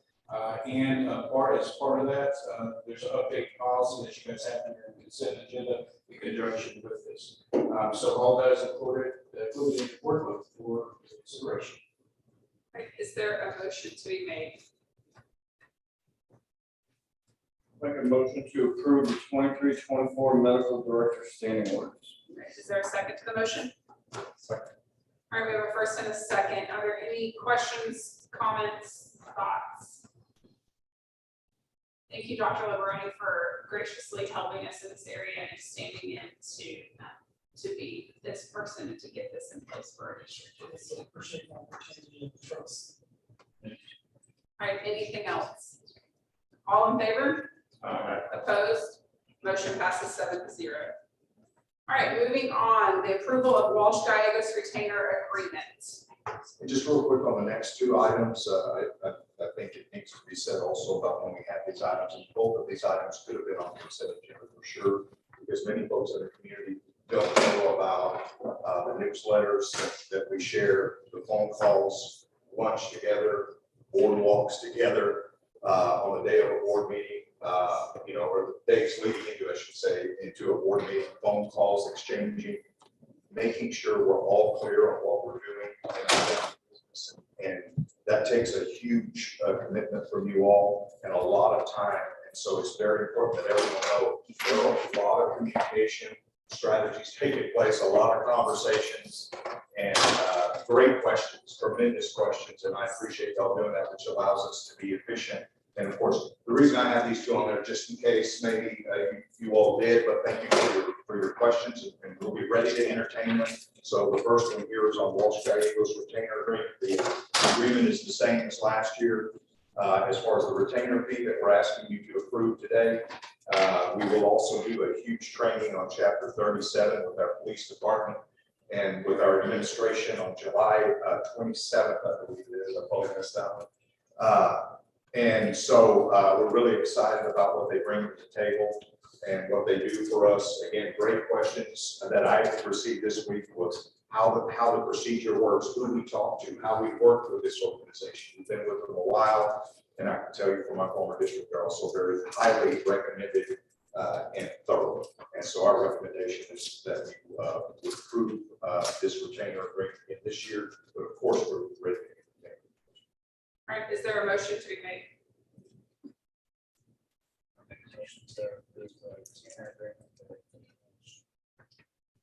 All right, is there a second to the motion?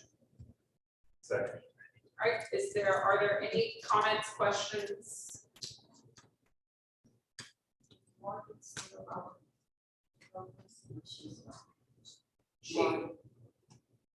It's primarily Oscar, primarily, but we break it down to about 3 attorneys that we work on.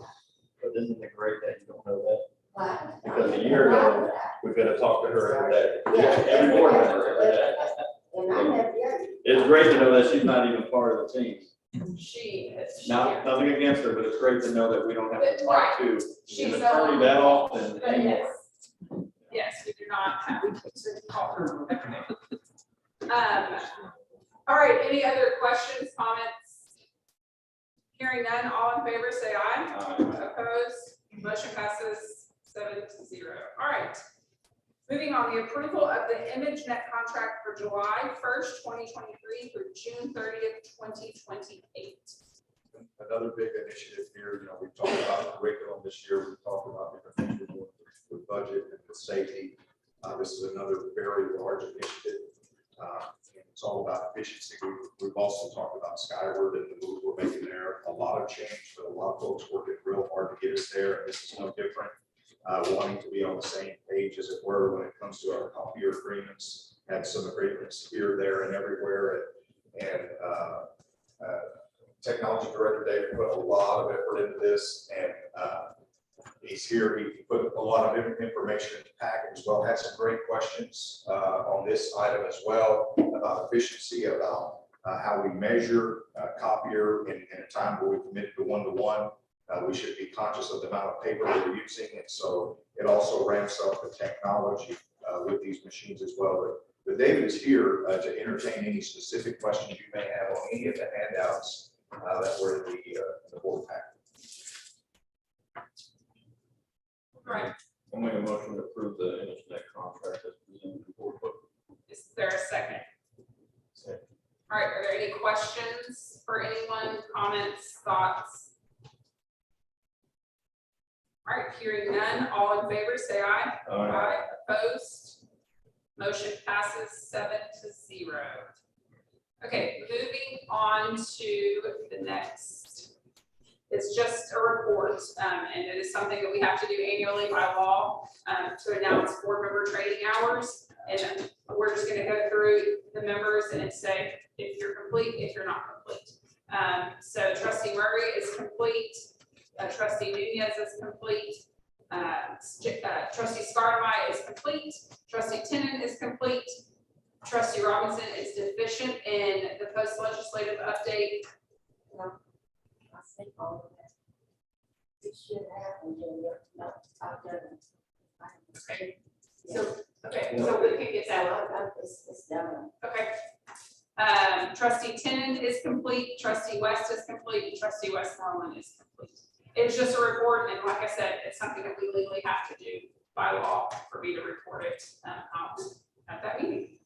All right, moving on to our consent agenda. Is there anything that anyone would like to remove from the consent agenda? All right, hearing none, is there a motion to be made? Make a motion to approve the consent agenda. All right, I have a first, is there a second? Second. All right, any questions, comments? Hearing none, all in favor say aye. Aye. Opposed? Motion passes 7-0. All right, we're gonna move into executive closed session for a couple things, personal matters if necessary may be taken into closed session pursuant to Texas Government Code 551.074 to deliberate the appointment, employment, evaluation, reassignment, duties, discipline, resignation, or dismissal of a public officer or employee, including contract recommendations for campus and district level administrators and teachers. And number 2, 551.074 personnel, consider and discuss employment contract for certified and non-certified teachers. All right, we will move into closed session at 8:07.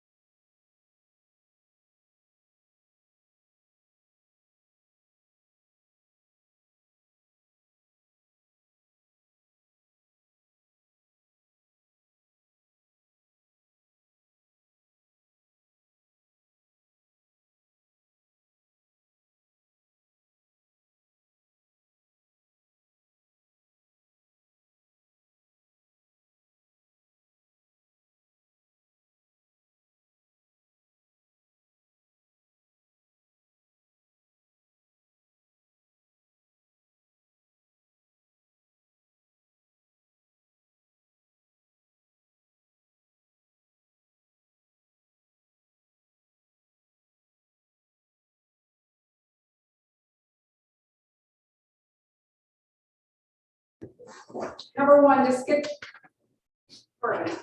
and consider approval of hiring of contract personnel. Is there a motion to make? Make a motion to approving the hiring personnel. Is there a second to his motion? Any comments, questions, concerns? Hearing none, all in favor say aye. Aye. Opposed? Motion passes 6-0 with trustee. Sorry. Sorry. Number two. Sorry. Consider and discuss and possible action regarding the employment contract of Justin Rodriguez. Is there a motion to be made?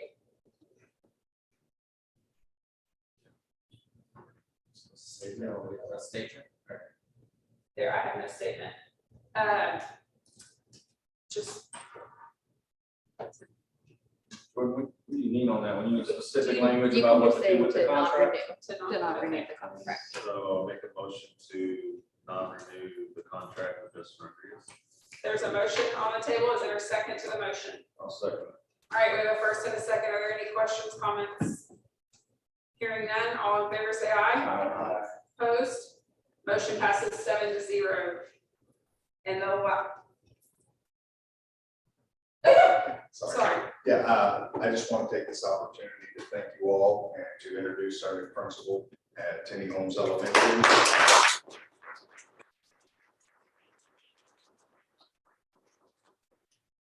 All right, do we have a motion to be made for adjournment? Make a motion to adjourn. Or is there a second? Any questions, any further comments? I would like to say real quick, thank you to the recruiting PR of the job that they're doing. The work that is being done and being pushed out is truly incredible. And so thank you for your team for taking the time and the effort to ensure that we have quality staff members in our district. So thank you. And hats off to our soccer teams, the Lady Yes. Cats, but the boys too, for making the playoffs. The Lady Cats, I know they didn't get as far as they wanted to this year. They Yes. had a really good team. We watched them here at home, and that was fun when they ran, scored 10-0, just watching them Yes. score goals. And so hats off to the soccer teams. Our baseball team just made playoffs too. Yeah. Yes. There is an area track meet here tomorrow. Wow, good stuff. At the high school. So if you're free, what was that? Like 19 participants And from Bay City. Yeah. oh, in the area track meet. Great things going on in this district. We truly appreciate the effort that is happening on every level, in every crevice, every corner. Was there, and there was something specific to Chief coming here recently? Yeah. Oh, yes. Oh, yeah. I did see Man, that. police officer of the Master world. police officer of the United States. One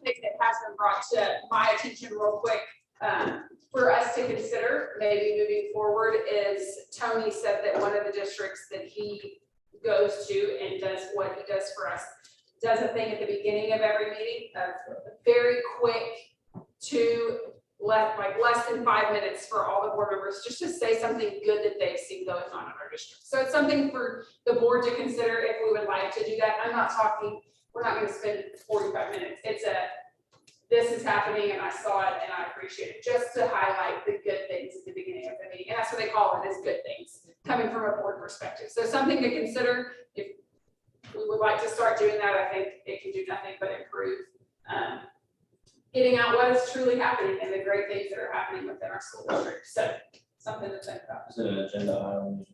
Yes. Yeah, I tried to add that to the agenda about 4 years ago and it failed miserably, but I think the positive energy that we have here, it's gonna work. So something to consider, if you would like to do it, the way to add it is 2 people have to. Just do it. Yeah. I say do it. Okay. I would like to say that if moving forward, I think it's great, but we do need to ensure that it is not a long drawn out 30-minute to bring one statement for everybody to have. So, okay. With all that being said, thank you to all the staff and Dr. Mack and your team for what you're doing. There is a motion to adjourn. All in favor, say aye. Aye. Opposed, motion passes 7-0. The meeting's over at 9:02.